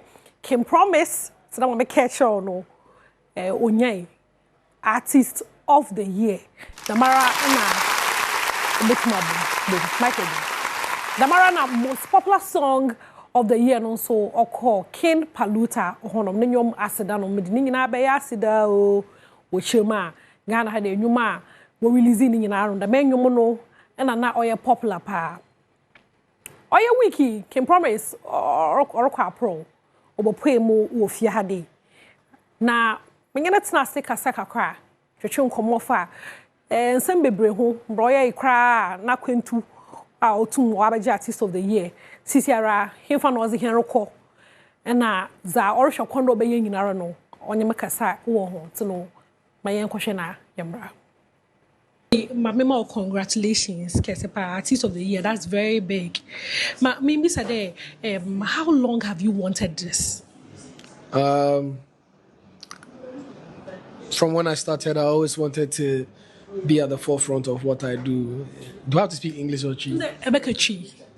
From time and I'm me at the forefront of Ghana music in T, and then I'm just to say eventually album. Okay, how many years? My first hit no 2017, okay. And she said 2025. It's been like about 7 years, almost 8 years. Maybe Sade, what was in there a win artist of the year? No, about Jen, what's the first thing that crossed your mind about Snowboating? Manager, yeah, manager, and now my overwhelmed. You're kind of saying in cheap. No, when you are jam abroad, yeah, Murso, and now Maya fulfilled as well. And thankful, say eventually, it has come to pass, and for me, in 50 years of even greater heights. Nyama, I will say, we can't in Shasia. Yeah. Okay, but maybe said on the flip side, prepare a speech just in case. My nursery in Tiakona kill beat catcher me say, or feeling be there me to me winning tea. And what them true BB on my phone or dons. I'm like, ah, cool. Okay. In Tiakona metro a little something on the phone. Tia do hona me dinner and I'm kind of aid. At least I had something on my phone. Okay. Into my but how hard have you worked for this? Sacrifices, maybe a BB in particular, you feel that this year, we change the game now more. One may win artist of the year this year. Me more intentional. Usually, me should involve me home baby, from the start. But it do baby I mean who there is not a problem to actually amplify what you do and your work, and also remind people that hey, I'm the mayor and I am the guy. You understand? And also literally amplify your works because it's very important to do that. And then contribute so can team Tilly and other guys also on the ground, Safobia and about together. Yeah, shout outs to the team. I mean, Kutina me team will be shout outs to Ubia. Okay. After winning Artist of the Year, since you're back at him for new there, which place do you see yourself now? Where does this place? I mean, I'm still 5-star. I'm still King Promise. But also I could do there. Maybe move forward. As I say, because you guys have given me the title in here. What me represent you, and then I'm relaxing. That kind of person, I'm more to go out there and fight. Yeah. Okay. I mean personally, the Biamekade has been long overdue. I've been so excited. But maybe said who there Ghana for Adawudana. Like, do we really? Yes. Maybe before na Oham Kakrade, like I didn't get where it was because I believe if anything the work spoke for itself. But until I also started speaking up and also, like I said, advocating the I had a political campaign. So for me, I haven't felt underrated because everybody there fans now what I'm show out. Me show no mobile. Me streams now high and quite echo. Any underration is just basically making sure that it's at the forefront. Intimidate. I mean, there. So you identify one or two. Maybe they have different tactics. Okay. Into no, can they identify who as an Afrobeat artist? Oh yeah, I make Afrobeat music. Me shut and put myself in just one genre. Yeah, because I'm into BB, I'm into Afrobeat, I'm into high life. But the main core of my music is Ghanaian high life, hip life, everything that influenced me whilst I was growing up. Now me other foreign elements, the touches not on Afrobeats. Okay. Yeah. Okay. Now maybe say that question because there's a whole conversation about Afrobeats or high life na rebrand Nigeria for no yeah. Me sure that's the more community baby. And then knowing the kind of music a lot of Afrobeat into winning artist of the year in this era. Yes, they argue about whether Afrobeat is Ghanaian or not. No, what does it say for Afrobeat? And him from the from here. I mean, me sound no. This is how I put it. Me music influenced by what I grew up on, which is high life and hip life, and I made the other elements ne count and then cut across elements now. And you don't have to be from here and sana enjoy my music and what I tell myself sana I vibe. So just putting together the Afrobeat, the like my high life and my hip life, and also adding the English. But my origin, you can tell my identity as Ghanaian is what makes my Afrobeat. If it's to say where we are going to, maybe to me be a new from Africa to Asia to America to US to Europe, there's more to the trajectory. Africa and because even they can take it and they will be able to me. Okay. Yeah. Okay. Me pay the my idea pa. Into no, had a CCRA enya artist of the year. Who fears me sure as nipa you as a used who fears as a sana. Has it changed? Has your fears changed in any way? As a man, I choose to be fearless. Because I don't harbor negativity. Like I feel like in BBI you have to see the positive sides of it. Yes, you're human. One or two things will run in your mind, but like I said earlier, I believe I'm born for this. It's not by mistake or by chance that I'm here. It's just to show that it's been a lot of hard work, consistency and resilience, and it doesn't stop. This is where we actually change gear now at our cost. Okay. Into Oyepada Academy, can baby say what's next after a win artist of the year? You been one new global collabo baby, and they been able into acting. Is there anything?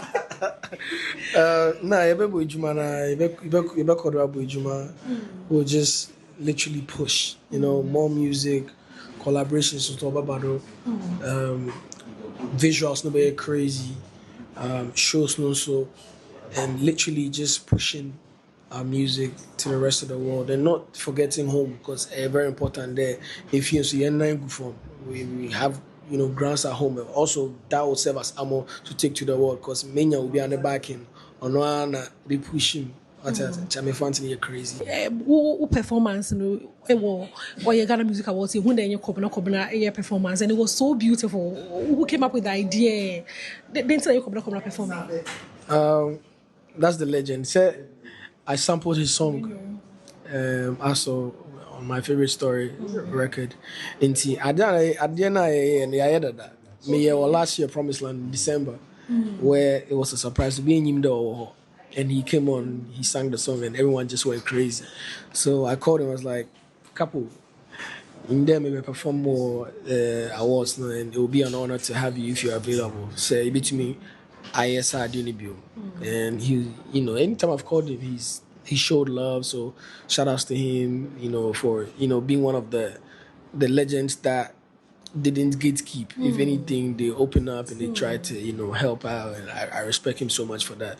And I just wanted to give you guys, a taste of what we've done before because I knew how beautiful it was. And also just to celebrate him also and the song I saw because it's going to be 20th anniversary this year. So I felt like it was a nice way to come together. You know, he's the guy.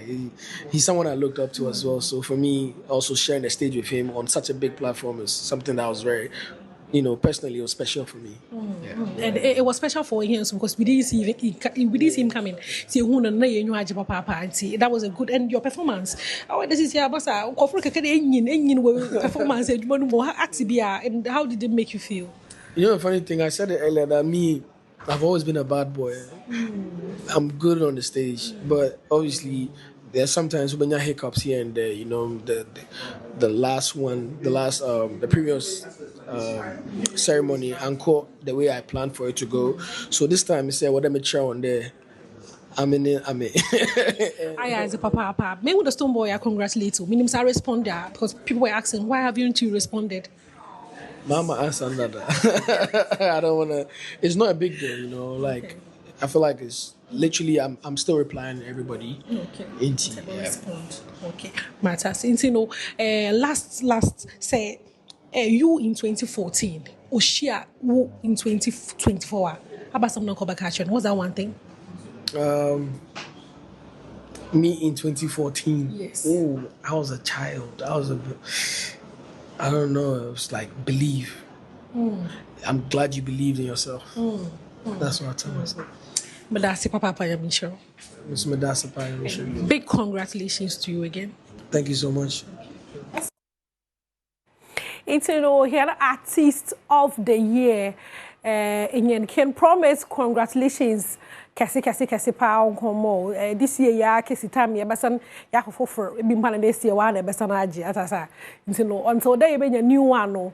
I will in the etsedo king be king ati. Nyenu kwen because this year ya and even last year. Is na international papa we as baby any hono making promise emfai onfa na nyom nkodu honom o push Ghana papa ntino ye momozinara na yenta nature ye na me you can say in the Thursday ntino momozina more throwbacks kakra yeah but throwback so you ko baby ye bejida or ye Ghana Music Awards first no na or ye Vodafone Ghana Music Awards Vodafone for so was in the bay telecell the sis wa be TGMA now back in the day no massa easy some akasa this year no me sure that mu hunde obi a the boyfu zinzin dia apart from Kempaluta nominations about no na onya happy with some crown na dey bi no me sure that hunde ngofu won boyfu them but back in the day na ngofu tum why nyama pa o into no say me keke ma dwen pa in 2008 Miss Bell or children the massa one year the nominating. Number time no na any artist na kasa no kaka for form. Into no one kasa would decide what academy phobia one would decide where research na was one you na baka list no. Na Miss Bell chairman was na ka ho kra award no one farman. What but this already on the TV don't so too much channel pay negative vibes nko into no chairman one year the nominating. So mutumu ho da ni nyina ka ho na was start say that CCRZ say artist na say pede baka Ghana Music Awards no nkotenza waranka say be for nomination form na I feel na I consider that botum na a make list na menyo ka say me care pa da mi ba no ko papi kojo no you happy cry it's no back in the day pocho in this year asem mi nkomo mi Yoruba nyina sita nkomo bia mi Yoruba biara no oye nkomo a we atwam na in the throwback into na merfa masan mazaba my interview ina yembrasisia into no easy o chioba wo nominate one na we nya award there your papa into no papa ko jo chema depression pa no kom no after that na guru pose chede guru brawa Ghana Music Awards organizers in Sano no because brother we nominate to hit songs back to back but time no was no na award wabo guru into no you move on Mr. Easy me care pa ni issue no wo chema no was onya Ghana ni into do onya za was the back ho so interview only the lake say but let's no worry bakana bobo ba ba chebwa but mutu mun sorry if you had a monfa patapa mbro e care pa 2018 na ohwe kwan pa da ni wan kwan na beji most popular song of the year award now kono the interview oyenyi. You're looking very good. What do you call this, your design? Very, very beautiful design. Okay, and you yanka fancy. Where's your line? So then, Abba. Oh, it's like. Tell one. Then I will. Alegana for Sana, why and so washing with Jai. I don't want him say what they say, but what the money pana. A job, which man or any so watches what they're doing. What the man, they don't have to take any stupid money beyond 1 far or be now 1 fair, 1 for Mobi, because social inside that. Most of the people on they are short and say Patapanes or the what the man over show I want them out of crown fancy and I'm from Philly. But all the same, no, or now better one day or air. It's no patapa again the video you call viral papa or yes craba also watch now but one day or I'm pampa so the channel what's one day or it's no big ups to you Nati Bongo now on no check camera the time one time about money shout out I don't know how we feel tonight cry it's no away from that no record that's no for cringe I say Ebeke time now what first Stone Boy was stage on major award Shatter the chairman or congratulate no better so in your vibe in them as I feed or no do giddy was stage walk shano so bra.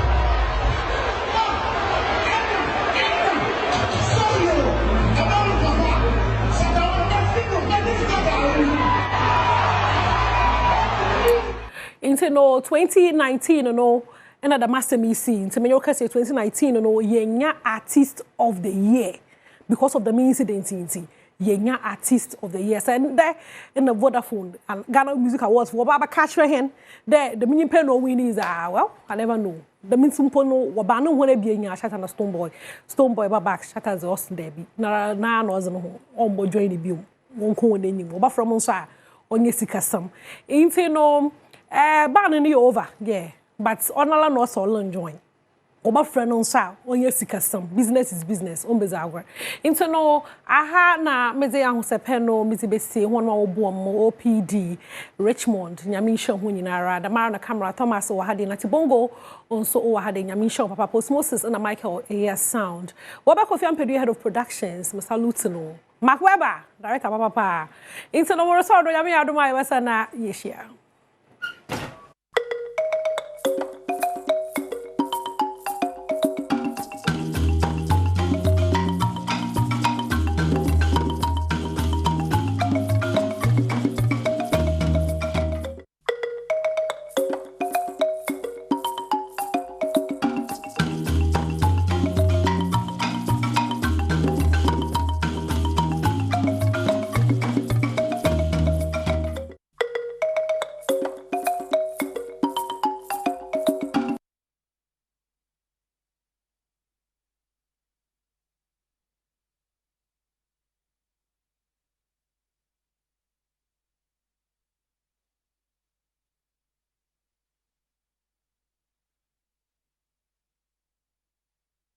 Come on, so I'm saying, Kai, who's over for Malta Guinness? No, it's very important.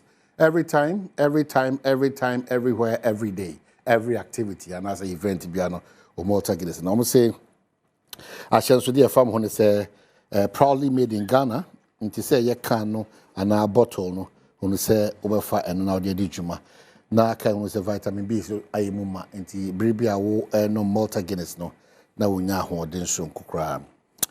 Quick reminders, Nana Abre Funyami Adma, China ne memenda ne question and mame radiaton suffering into a year and she and your company crabia kama or takra de banchase into Messado for native for natural for Ubeka fans of Nana Abrefo.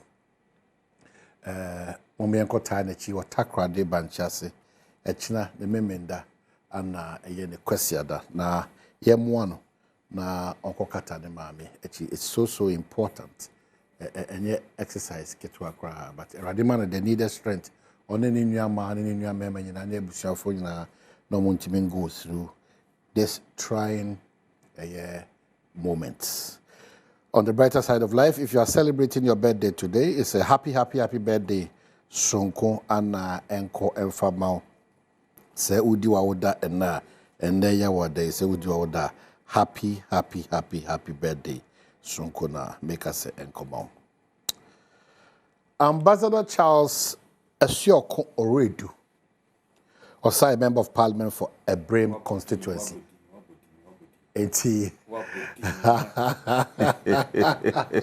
Wabeka Sawan say former ambassador to South Africa under the government of Nana Addo Dankwa Akufo-Addo, or a potential foreign affairs minister, because it's no foreign affairs, no a deputy.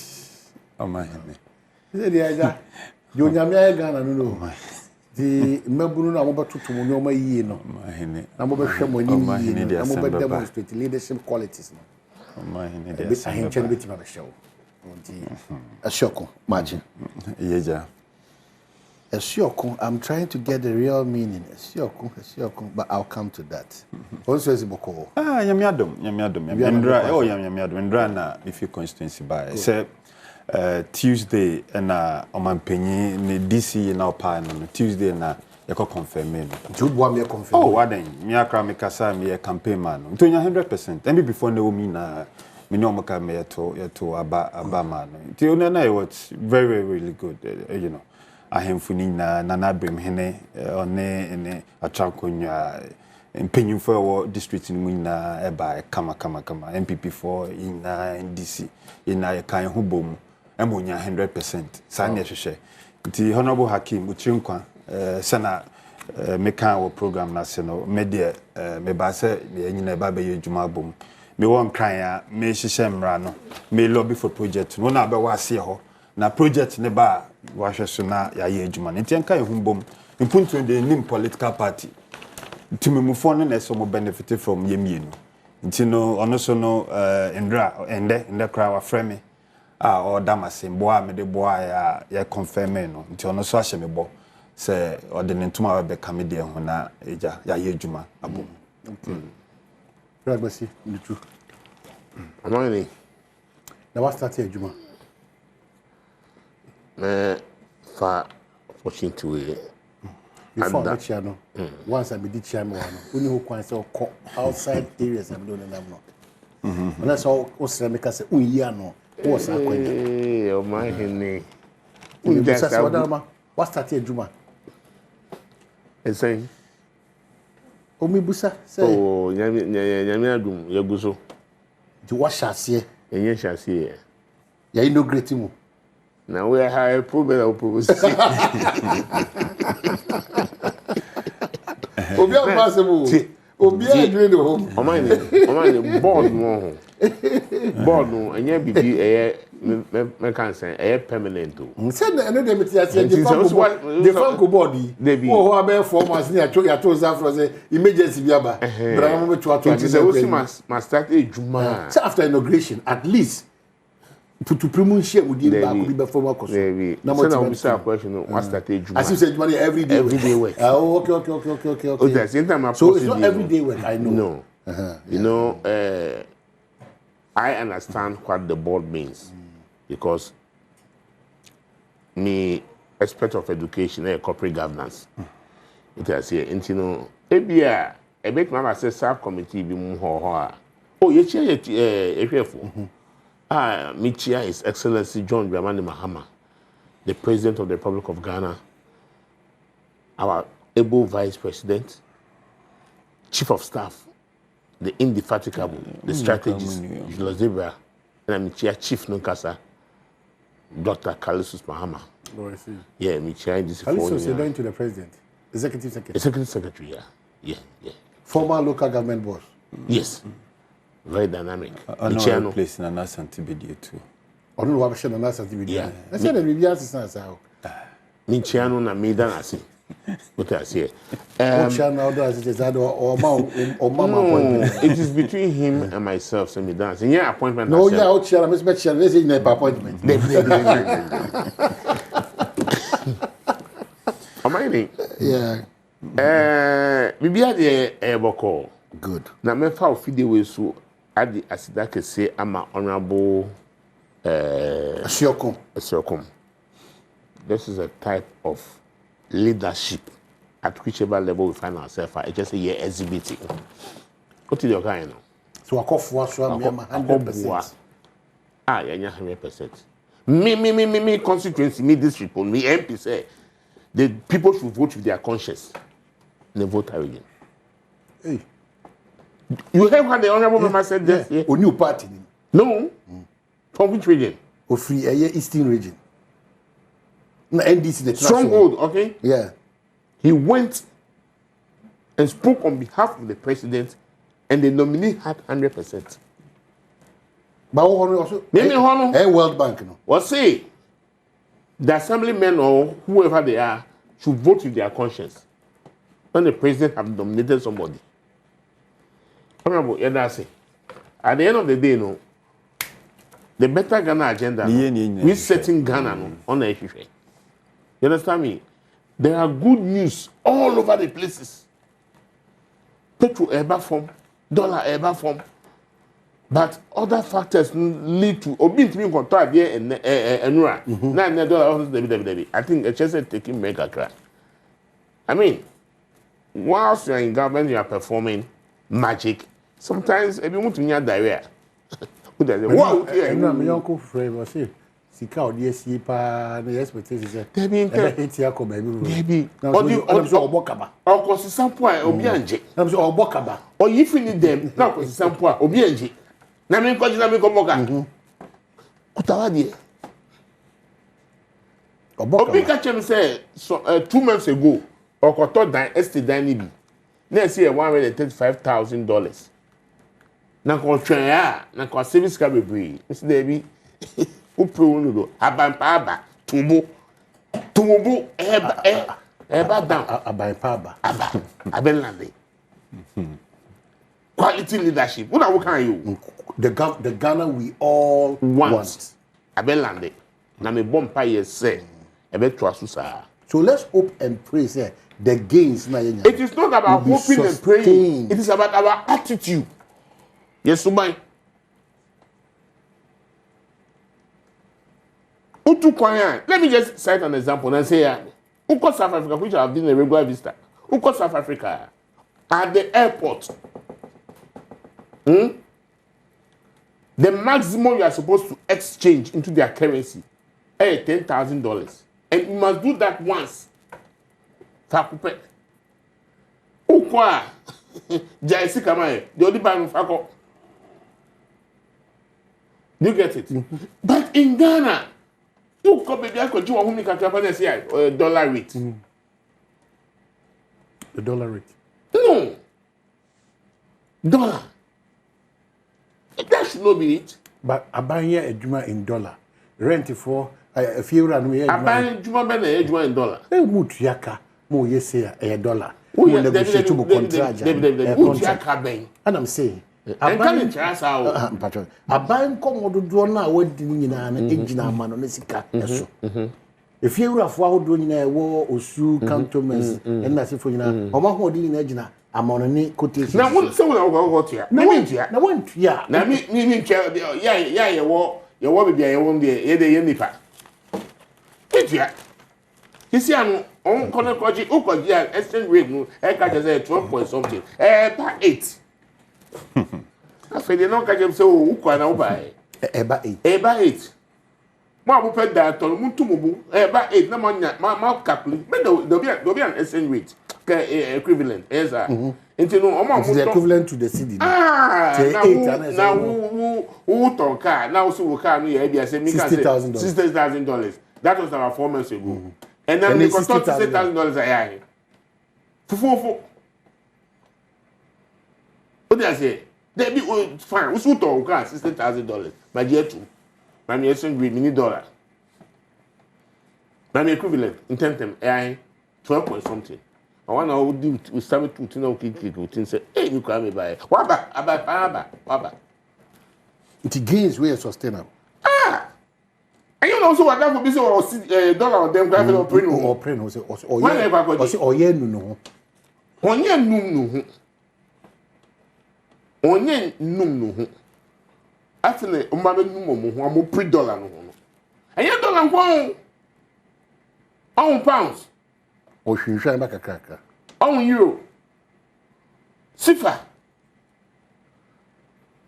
me say due to the quality leadership of the president mobile nankale aden it is all just about so body and na me dane chance ne ka say na mobile so na dane na me hwe na hwe so ngu dane chance okay ni hwe ngu dubai mo modern bo sika se mo eso ani papa mo modern bo e kon kan o sika se mo ampaso in fact bibia na me ko so sika se mo ampaso na mobile mo modern bo so galam se mo ejin se mo kra baby o dia banda baby ni ye no ye no entimin jinsem adentia ye wo ha the chief executive of Mineral Commission ekache mi ne say police station ne chi ho a ye tu galanse esa ko ho ne ko ne say tu sa galanse no wa ye wo ha ene yo pro bi e fra kunu say over thousands of inhabitants the first akunu say moko forest wa moko forest say abiwa ye na drop in the ocean now oh there be it's just a matter of time. Oh, we need time. Who said dollar na finance graduate ever from kakakakra. On say petrol so ever from kakakakra. Galanse so sa kakakakra. We share it from. Eba. Who what do galanse as my dream. Kasa be top ngo. Action. Ana ye hu. Kofi Amaboa. On kasapi. Action oriented.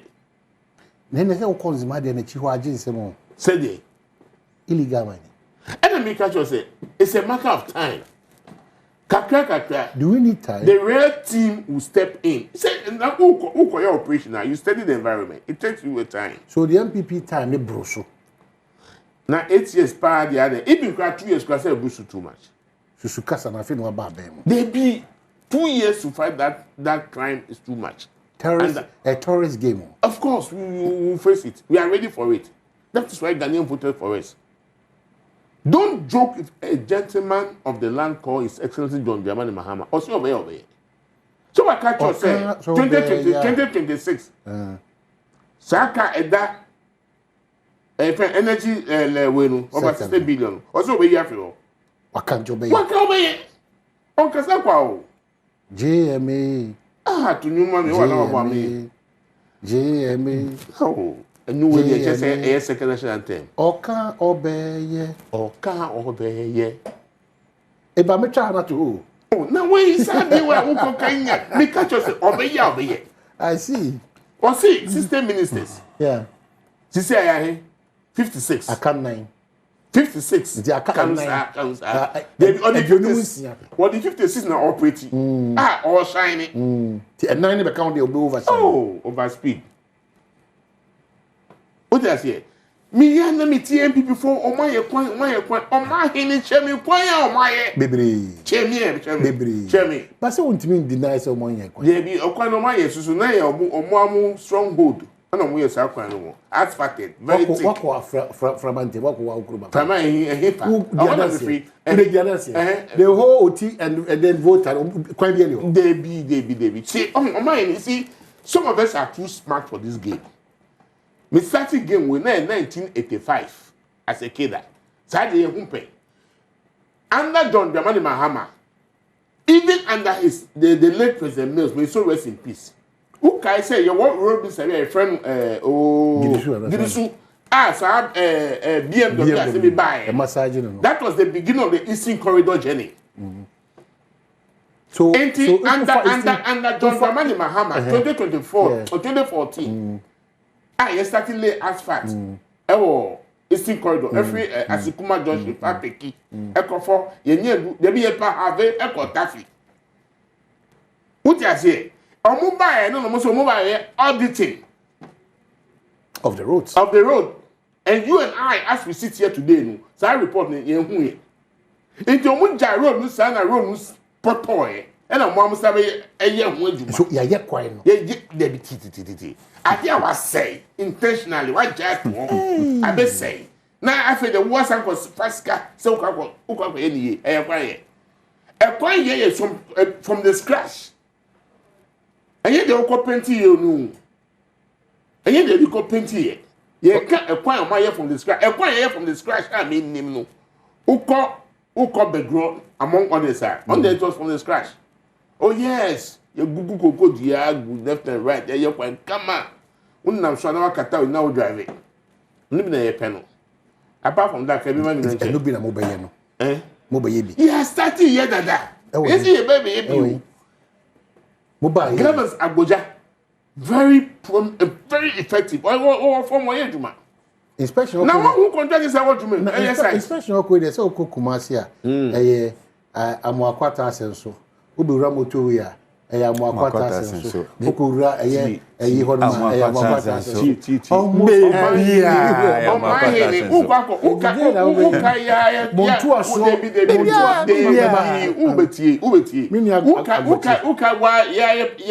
Former chairman NDC, Dr. Ofosuampofo. Board chairman Magaboa there. That was the beginning of the journey of the reconstruction of the motorway. I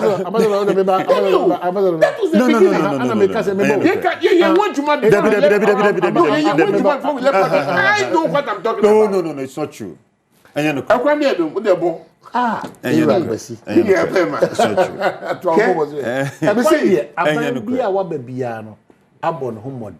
If we say Ghana, move free soon.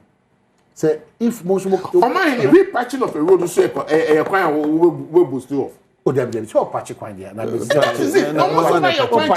Every government in this history of no, that one there was clarity in terms of classification. And then maybe repatching, regraveling, and all those things. That's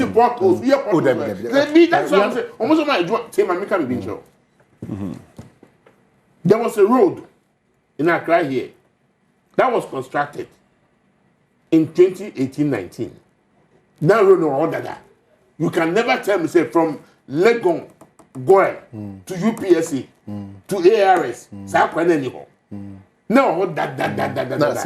If not, that school called Accra Technical College, can exist, can present exist. So you cannot tell that you constructed that road. There be a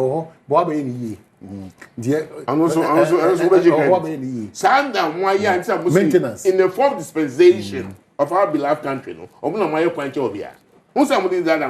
No, it's not true. Now, far you come Kumasi out of from. I found a method. Oh, wow. But 50. Yeah. Not 50. I'm school Royal Academy. What Kumasi Gazano? Because school Royal Academy of Kumasi. What Royal Academy? That's all there was. Royal Academy? Yes.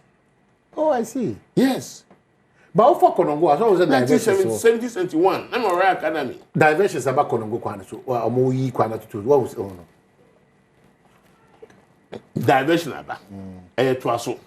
It's a mobile twasso. There be a mobile twa the years. There be sad diversions in there. Wadaruma. President Kufo, every cycle. And President Kufo, every cycle. Now, Oko, ye buy the twasso.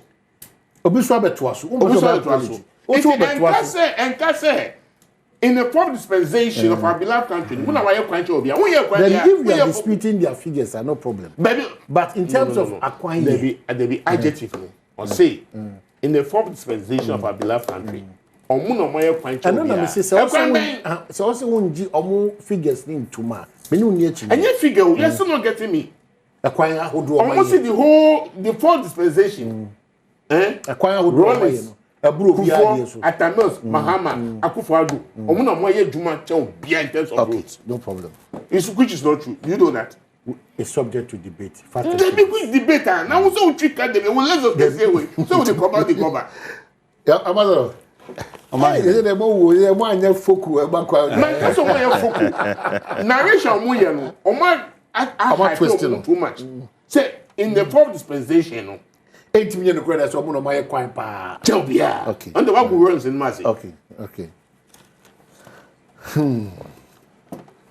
Ambassador. Omahene. No my question. I am Yando. Maybe so. Oh, wow, we need to. We a formidable position. Very formidable. Very formidable. Very formidable. Suggesting what government should do. Very formidable. Say what we need to. Say party no. You have two main structure now. Yeah, your parliament and the party like say from headquarters. Almost so. Yeah, no more. Yeah. Now saying per the Professor Makokwe report, no. That report that one person no public. No, oh, send it there. Yeah, for public, for National Council. Enti, omuwie no. Executive Sammy, you may read the Monday. Mat, ye na betio. Enti, omuwie no na ehia. So the Executive Sammy is talking about. Say, oh, so be reading the Monday. Enti aso. Na say, ne abehia. Sankombe, thank you to. Into presidential candidate na OD party in 2024 elections. I Dr. Baumia on the party chairman, the general secretary, and in penny for Aka. I told some of the regions, Almo Kwako, Edda Ase. Sena wa onim se oko contest bia udin kugo udin kunima ese. Se omo a ukosi omo na so a osre omo se omo nto aba ema wo no. So ko na ode omo na ase ekomo omo. Inti no na omai. I think Sakabe 2 regions, be eastern ni one other region. Because me say me oba me constituency asa me ko akensi no me konkrofo bebre na so me ko communities me konkrokro bebre ahemfo. Inti ebehia say obekọ round na eja odi omo na ase akomomo na wa hye omo bo say neti bia no yemfa indase emma nyame. Inti from that angle I think say the party is energized based, you know, because baby ombeko bia no nkofre ready, you know, some beba be share team no. Parliament so in the sense we need to mighty minority. You may be a fata say ye be no ye boy homodempa led by your leader, Honorable Afenyo Marken, your choruses, Nyame Abdoma on the 27th, Speaker Asamoah Nsembra back na yembetua ejuma so. Nti na se yehwe se yebeko na yakotua so. Na insama me nwe ekekan ide. Omahene se wa weni tua. Se okase wo kokumase na ufafom, ufasoro a bebi obakudu bia no, ubohu se MPP aye bibi wo. Because ufafom a Accra Kumasi Road na so massive major road almost constructed. Same contractor and so no Accra motorway road. Tema motorway road no. Massive. We should Tema motorway no cry. I think 5 lanes.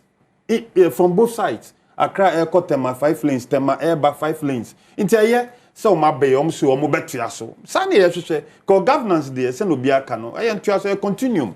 Obi shase oba na wa betua so. But they never discredit Abaya washase we put in the mechanisms a contractor na shase or site o ye juma. She pokwase she ejuma ye wo. After pokwase she construction koso. So o flying so o ka se obi am person do we ni behu nti no ba ko fu plane. O ko si Kumasi International Airport, wa airport. Omahene me de so oni me chin Africa ha. Oba West Africa. Me hu airport mpo a national airport in West Africa. Ebiti Kumasi International Airport. Ko Sierra Leone ko he. Ko Liberia ko he. Ko these a lot of these African countries can West Africa we even want say on be say Kumasi International Airport ko be your national airport because of the kind of investment ewo ho. Inti aba roads ne dia baby you ko north baby the first interchange anka nye Nanado Dankwa Akufo-Addo Adaro manka Tamale Kranko Munhu interchange that. The first interchange any ewo baby interchanges baby oh Omahene, respectfully. Kasano. Minimum about. Kasano. They respect now. I'm sorry. Mamen kasa. Eba ekwan dia. Omahene, eba ekwan dia. And then there's no doubt. Now, Omahene, in some bebre okan. Oh, the ordinary Ghanaian or Otifie, timini for almost sharing. Ewo TV so. Omo no munim asetena omutim. Omo no munim se inde okodwa so okoto bode kra untiminto. Omo no munim.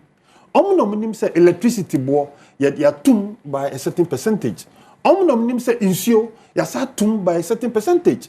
Omnom feel the pinch of the so-called reset agenda, the so-called papebia moyano. People are feeling it. Electricity bill because you are tum over 14%. Insure ayanum insure ayan kwa ayanum so ya sa tum by 4%. 4.6 or 4.4%. And then you expect the ordinary person to sit down and say more yadie. Sanya mami anyway, and no, and me can't ninde a chance. Sa dollar no or kase eba fum. Ah, my dollar bafuma. Yina ibenya hum faso. Adana dollar bafum yenya hum faso. But now, all question I'll be saying is, is this sustainable? The gains. Gains, is sustainable? As we speak now, there are major payments to be made. Okay, somewhere in February, all the quasi government agencies, so Musika I want my country now, those payments would have to be paid back. Say Sikana Muk free. All the quasi government agencies, you have to pay that money back. You are yet to pay. Contractors are yet moka. You are yet to pay. So to moka. Mabe ya pass budget, appropriation, district assemblies, ministries near there. You have to pay them. Appointees bebrebe amafa more office of the president omuyejuma. They have to be paid. They have to be paid. But some more appointees. Maminka se me via na bebrebe. Ebiom appointees bebrebe. Ebiom we share the international global structure now. Obi enim nentia dollar no devalue asidini appreciate because say no kan no o say ayo South Africa o man ni wa so ni South Africa danger o man penyin adaroma megbakoye djuma o kakada until still we have contact they say South Africa rand no and so appreciate uko Nigeria every country in the world the currency no appreciate against the US dollar bisa who say adenti and a country be sika appreciate apejanimu against the US dollar. And because of Trump, nyama oyeno. Deliberate policy. Deliberate because Trump pay a lot of manufacturing and production in America.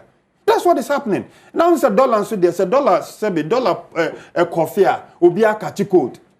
Every currency in the world catch code. But say China. Omu trade wars here nanka omu start some years say omu agree say omu betena se na omu kanu bia ye dwuma ne ade no enche bia no ubehu say sidi no be hyase na honden be hyase say esote na se sidi no krapo se na omu ka no a omu de ayejeje ho a omu se yembo omu se no se sidi na pagya ni mu den na kodwem kohwe ko abuso kan kohwe se prices kraka kwa boso kan kwhwe se ukọ se okoto spare parts ayate so ana kono kwhwe the ordinary Ghanaian ne de nyema ohun nyema oto ene na oka ho asem eyenye na eba begina ka chen so kwa boso kan ayate nyema so de ho nyema no ebo no sa nete obi ante hwe so ngo bia enti benefits na o tena o keka se o timumufo nsa be kan ya obi ansa enka benefit bia ekuafo ebre because nyema omode beko omufuom omunya seedlings ebo kosoro fertilizer bibia bo kosoro and they are complaining. People are complaining. Omo operating salons omo botre and hairdressing near there because of electricity bill nintino omo timintua say so doom so everywhere be kakra near doom like and people are complaining.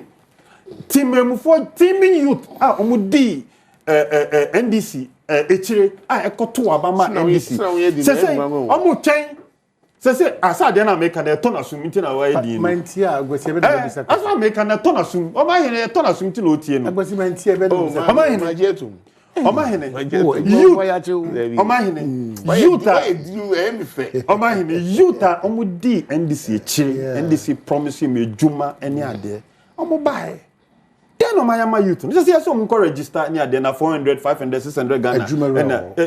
Na send it to send the person editium. Ejumero. Sika send the one. I need it and I make us say. I say okay said the opportunity. They've given them something different from Modiana Modibai na exit point in here. NAPCO. Very different from NAPCO. But I'm saying that NAPCO was for graduates. But there are options.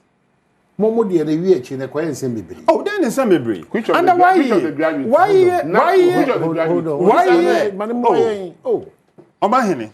Why had a lot of model? Why no more Juma Bebre? She's Bebre. Why? Person moye Juma, you support you. Person oh, Bebre. Person moye friends community policing. What to train now? Oh, money we are not some. That's a under the oh, more options, baby. Person community police. Person nursing assistant. Of course. The last hold on, maybe. Yes, the last one, main MC, I was touching man with Kofi Japan, where mason, carpenters, plumbers, one of me trainers and items, you know, and what any plumber we are. We are first time I'll do YH. You see, when you are questioning, subjecting someone to here, who besides say, and you're my bank. Now I witnessed it because I was young. 2012, 2016. Why are you in China? That's not what we are talking about. That's what I'm talking about. No. And then I have the floor now. And it's the same. We cannot say that. The models didn't start under this government of why. The models, they've been there. But me and I may come so.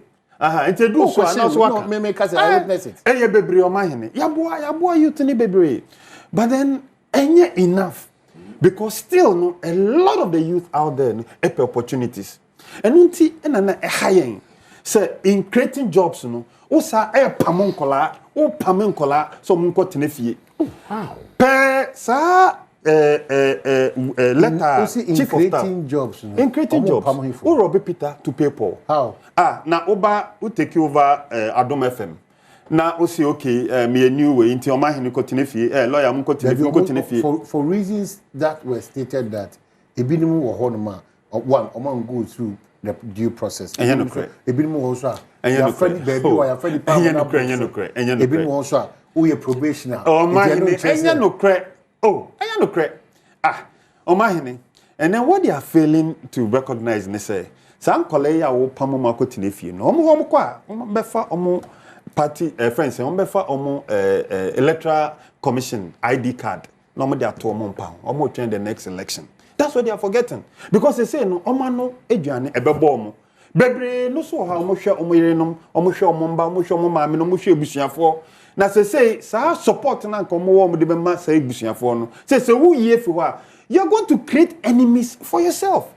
It rather no me nanka me futu anka be mo say look at avenue mo hwe kwan anka mbeti me create more jobs ma pija ma fan krofo nkola ne bebre so abegum na mo te say ideas bi ani bebia it no je say yempam we mu ne mfa we mu embeshim eno na $10,000 ho asemi akoba indra. Yes, $10,000. That is not your language. We are former ambassador with Excellency. $10,000 in reference to who? Your Excellency. Or what? But na your Omahene, me say me ohana me hu video. Yeah. Na Sammy gyamfi, Gold Board CEO. Okay, so if you want to talk about the Sammy gyamfi issue, what? Maybe let's situate it this way. Only panel G or say $800. I don't ye now me who video no. Me two videos na out. First video, I can say, hey, Sammy gyamfi me $10,000. So I want me 10. I have that video. That's the first video. And now, who said backlash na bank of food did attempt near there after 2 days. And about to say scan cry $800. Basika say otike ni ma o kenkan no say ja obi am my deputy foreign minister da my ambassador da mami kasa obi am my deputy mami kasa obi am my deputy foreign minister da my ambassador da say mitimi hieska me for me ni kwa because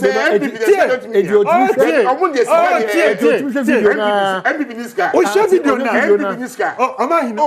na okay initial $2,000 na man now okay chip okay is it 2,000 $100 note it's okay man ambassador okay me chantro okay you cannot be emphatic on the figure like a full soldier but he's our former ambassador speaking like a full soldier he's a former ambassador. Sammy cannot see 1, 2. That's how Obi can out me follow no. They also can one. Ambassador. All kind. Me na me can 1, 2, 3, 4, 5. No kind. So what do you want? What is the effect? Na me can say. Oh yeah. All this out about $2,000 ma agrada. The figure that we are all. And agradas now you can find kind when no shimming kind no. So they can. It's always say dollars. Na adia eye timimufo kra yan say bebre wo ho a no mu bedimpo o ma di NDC echi o ma follow NDC nti o ma bomba ya pipe o meni so o de o mo kra kom o ma yejuma ma NDC obu atop ope 100 Ghana cedis no da kofa ekutuo ope 500 Ghana cedis no da kofa inkusia anwea atom omunya sa support bi na obi si mami sika na me fantofu I got that so pesca to fool also na Lexus crap me gene so feel more than 2,000 cedis for Lexus no o feel na wo dey so feel ma hini na me bisa na sem na wo kan wo dey ma hini Lexus agbazi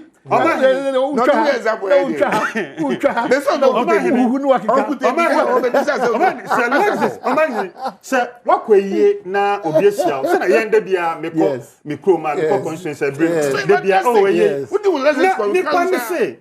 oh mami fuel na fuel $10,000 for fuel please stop $10,000 no he gave former diplomat he gave money stop this but we cannot be emphatic with the for fuel he gave money timemufo ni here it NDC for ade asio mo ponis no obi a ye djuma no nka ho ye bre ye house to house ye door to door no onka ho ono na akohwe ono e na wo hwe na ye wo ha ne de na wo ye na chief of staff friend na yes we twi nanim de na chese we twi nanim ko ye hu hwe oh we hu bibi chese we twi nanim because minimum obi a ya station policeman ya station o Jubilee House or say ofi Jubilee House all kono or time all kono una like na utimu say why moto kakra because no slow okodi nkomo na opie no Sammy yeah bibia you okay bibia you okay bibia obi a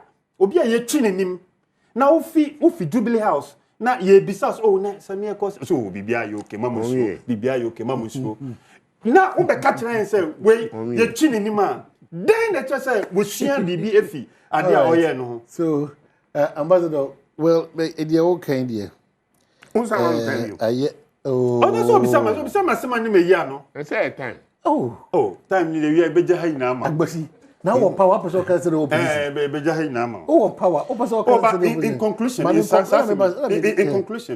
I think say e be issue hunu ama yina young politicians any ade Emide say on who ne form so no quickly no o issue statement say ade ameye no manye niye because says can why den asitene why den o man why den it say ye be kind dollars US dollars e dey mo bi so for fuel no e dey manye niye enti no monfa encheme enti well he's a young man, he's a young politician and all that ye nyine timi yan fum so any ade because the full on crowd to make cancer in South Africa witness CBC say aban mu pay mo ko charge am ya twe na so na South Africa we resign one time South Africa so also ayo ba ho One time you resign. One time. You resign in South Africa. But once I had no one him. So in dry soil, we shining star. Sana Honorable Dongo, okay, I'll say Sammy gyamfi NDC shining star. Into no yet ye a shining star. One got NDC star. Oh, no, a shining star in MPP in Ghana. Oh, as a young person. He's a shining star in NDC. No doubt about in Ghana. Yeah, part in the who saw a shining star. Na it be bisa akoba. No, ye na ye mfa cheno. Honestly, be sama me ya no. Omani. Or say ambassador say Sammy aja NDC for Oma agradaska. Yes sir. So can Bible pa. Na we dey over me for Sammy asema betu. So can Bible. Misua ankasa menkenkan keke. Say e ma. Oma mu nhira chen oje. Emra bi wo ho a awo Ghana ha ese my gift. Emra bi wo sa. Me see. Emra bi wo sa. Me dey person oche. Nipa na pacho. Sisi wasa kofa. Nipa na cha dey ma pacho. Wa bonechi sa ye baba yi wa no no osi wa pacho. I say nipa na pacho. Sammy gyamfi intimate generosity wo ye oba politics obi ani. Nipa na pacho. Wusi ya twina so eyesa na okan item so wabọ na tie be yi na no no achopa no enya we enka we nu ohun ye wonu nu hunu onu the following day achopa MPP ni ban asema tu no be part of it including him. You see, when you live in a glass house and two boy die.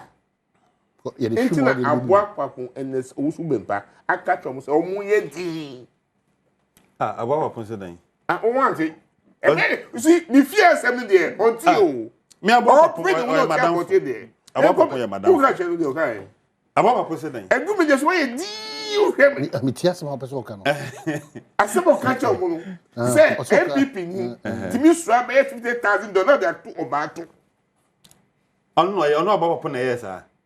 But he didn't substantiate, so it's no. He's a classmate. No. Oh, he belongs to that class. But he don't fall for that thing. I will easily fall for it. Debbie, yeah, that President Mama say. Complete. Maybe you're say. But who say? Enya Bema. Anumuhu. I deal yeah. I mean, draw my viewers' attention. More fun channel. Okay, say anum no ho a. Some just say the wari wo kuro mi mi njo kan. Anum no ho. Yes, anum. Wonu ne ho. Onu no ho. Me na nanti ku ponti wo di mo sa tronsia ka. The anum no ho. So no chere me kasa, o say bojiri. Bojiri. Say, do ye no. Na ebia na wan sheda. We move on. We have to. The most important thing to me Ajuma obo a good board. Ajuma obo. We need to keep on praising him. Not to celebrate an actor. Why I won't say they be any. Okay, beyond Sammy gyamfi, what do you tell the young NDC for politicians now? Onyame Adom, omonya favor or His Excellency ma. Odi omato to emiamie bia. So sensitive. And what do you tell them? There be chief of staff. I catch almost say the code of the ethics and your moody Bible. Just go along with it. For Juma.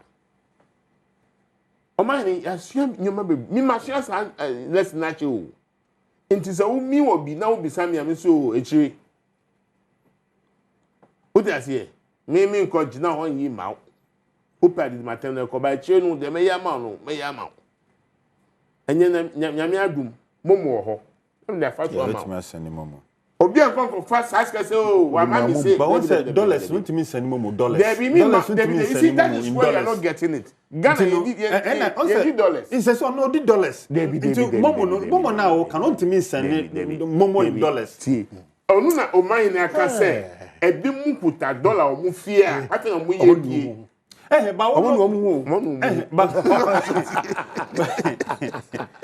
Dollar there, you never go wrong with the dollar. Dollar, you never go wrong. But if you see the signal under this administration, yeah, you are kakra. Oh, dollar no for pientem. Yete ha. Amani, former ambassador. He took for kakra with them. Over pientem. Yes, I remember be doing that. Because we call bank direct TV yaba. We call bank. I could sign it chest $1. Farmer. It will be in equivalent. Equivalent in 10 times. Unless Utukwai. Utukwai so show. South Africa. Exactly. South Africa. Why should I go to the bank and cash foreign dollars? Currency?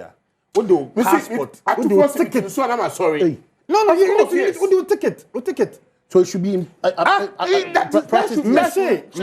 me as ambassador. Yes. Miko yisika. Edi ako baby a. Yeah. Esa me de me ticket, me passport, and send your mommy any other currency apart from the rand. That's it. Without that, without the ticket, without the passport, yeah, wow. Wow, sikano. Honorable, I mean, where you mean direct ambassador, honorable. She omahini. Se wo ko kra akukọ na ya uta kra no. Usia dollar no ko. So what fine? Banking system. Thank you. So why do you need a dollar in your home? I think that some call banks who sign China $1. Who can you the idea? Debbie, who can you dollar? I get 2 idea. Display. Cash. So who 2 coin? So now what kind you know? And now who can cry your ma? A bank is not do and then the rate now they pay. It's an interbank transaction. Interbank. To be on beton. It's $1 account we have here, master. And that John Dramani Mahama administration with there. Forget it. Either you close it or you keep your CD account. Case closed. Because I see no reason why I should go to bank, sign a check, pick dollars. For what? Indeed dollar. So we should discourage it. Immediately. Let the bank facilitate it. Case closed.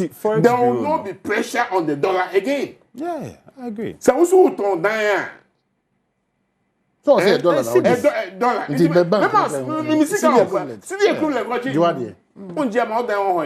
You can't even quote. You don't even have to quote it in dollars. Yeah. So quote it in dollars. It's against the law. Yeah, at the end of the day, the effect what you know. Your core is I'm also kind of someone working. Dollar ever from no. Maybe I agree with them. Say immediately no reduction in me basa because wait till you can turn your man no. How they all clean na dey so no. At least maybe just say bem kakra. But the risk they say ungusu kuta san your man no. Dollar no you can't predict it. And the sustainability. The sustainability. Oh, am I also know you are no. Debbie me explaining. Say and then I was gains the sustainability no. What do you mean predict? Say then I was 12. Say then I was 12. E china so you pay go hit 8. Why they would check right here. Wa kuko na say wunam no so ni boy I do. I me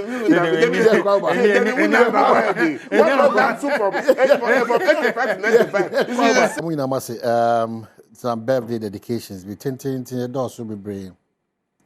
Happy birthday to my godmother, Prophetess Dr. Mercy Ekuya Kofi. Oh,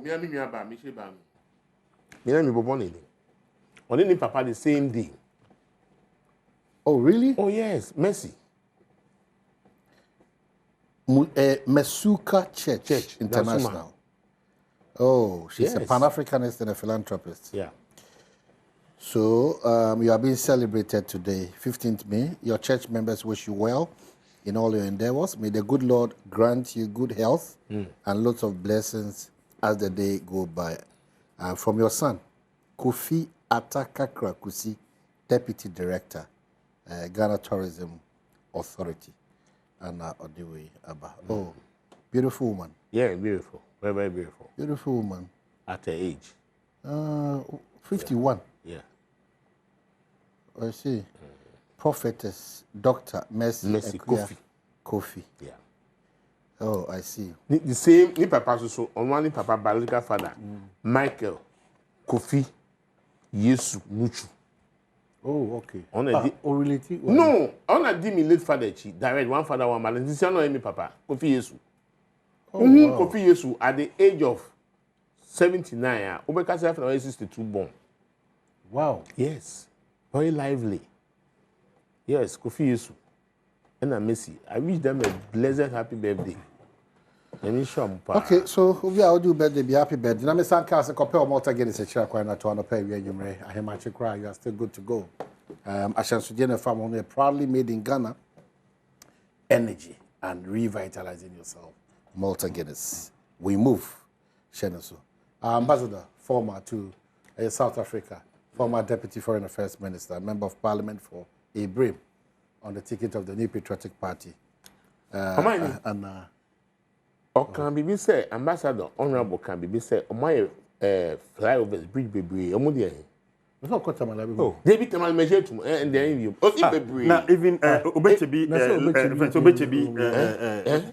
lamte I say we be buy am my can say honorable papa. Obechebi we on start here. We now here. Na 64% na go to aso. Can we here Tamal measure to o my Tamali. Me can Kuma in can one single flyover. Kota dey no musu ye no. Me say can also take. Wiye. Takwa dey asa say wiye. Me say can also take. Kuma say dey no. Me say before you want me you before start here Akufo be me mami baaku e won kan kom ha in cry mami baaku na say aboso kan dey who say na ye obi chebi na okan tesi ni ye wo tesi den tesi who here beach road beach road mo wie na say wadie wo tesi beach road ye wo papa bi aye frenu aye biafu His Excellency John Dramani Mahama do second Dubai che onu wa ye aja mo bi me twa so o complete here aye fa so mami baaku bi Akufo do start here wo wie tamale first phase on we second phase na be die na o ka o person you can't complete that. It's an adjective. Complete is complete. Tema motorway roundabout. Tema roundabout. Kufo. Tema roundabout. Second one. Eye Mahama.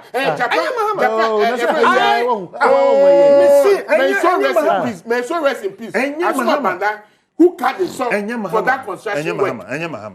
Akufo do catch again. Musumo betress because I will argue with you. Mahama. Tema roundabout. Second tier, third tier. Akufo Addo. Even 50 years.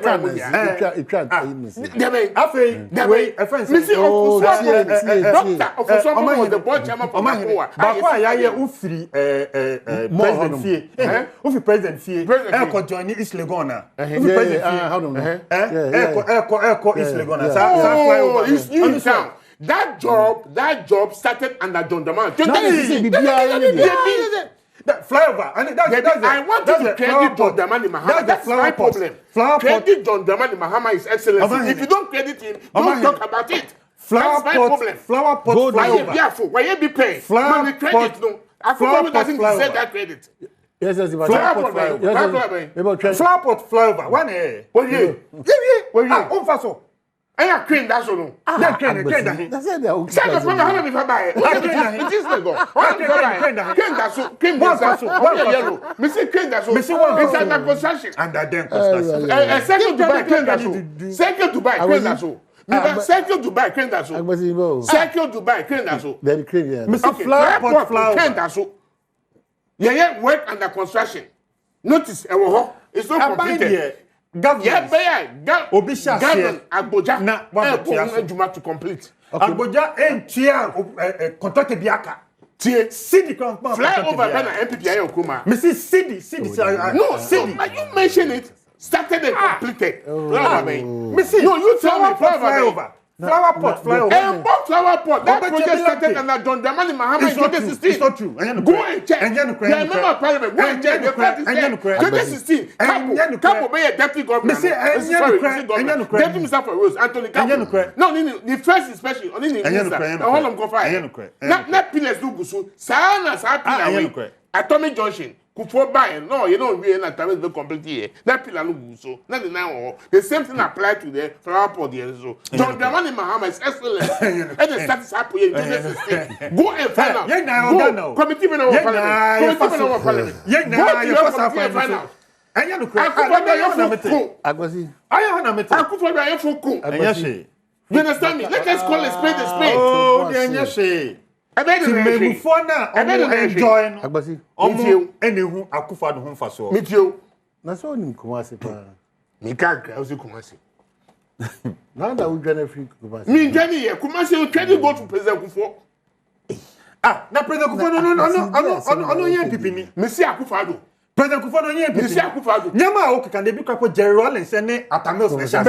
Nyama o take credit no. Yes. Jerry Rollins. Any Atamils. No, Akufo President Akufo she bibia se Akufo do be ya. Any se me pipi. Yeah, can dey also na say Akufo aye. Bridge bana why. Me see Timo Mufo ne say electricity bill, water bill na matu. President Akufo project. Any ne kan wasem. All President Akufo project are equivalent to the PSHS half big. We can say they in Hebrea. Now see, oh, you're bound to look at school. No, but the is over there for 2 months.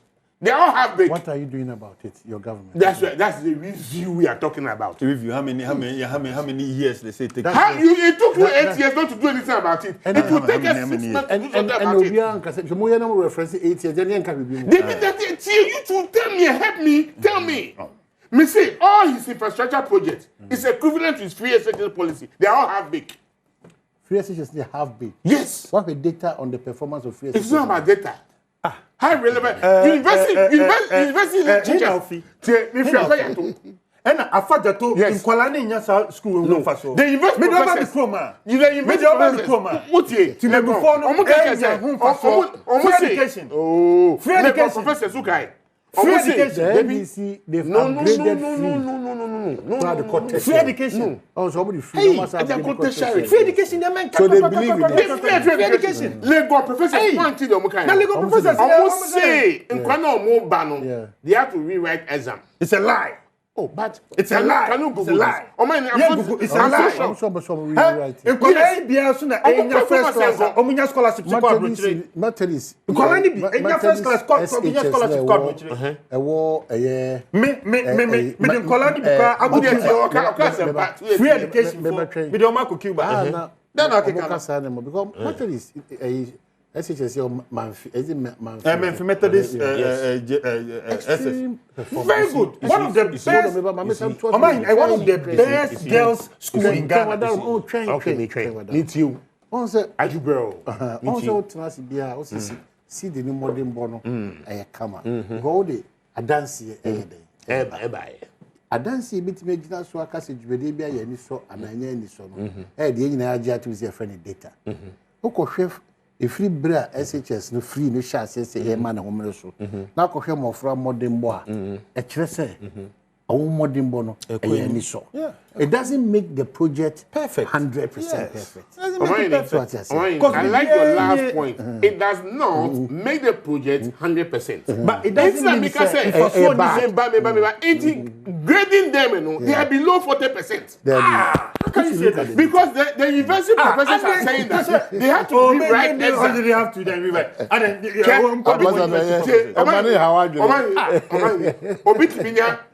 Or you can do.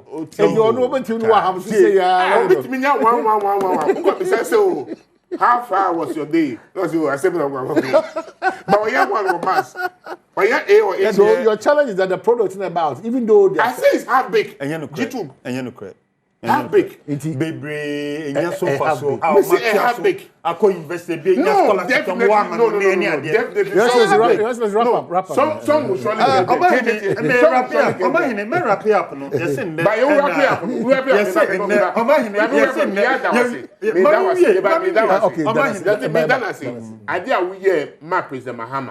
that kind of patriotism who exhibit here no.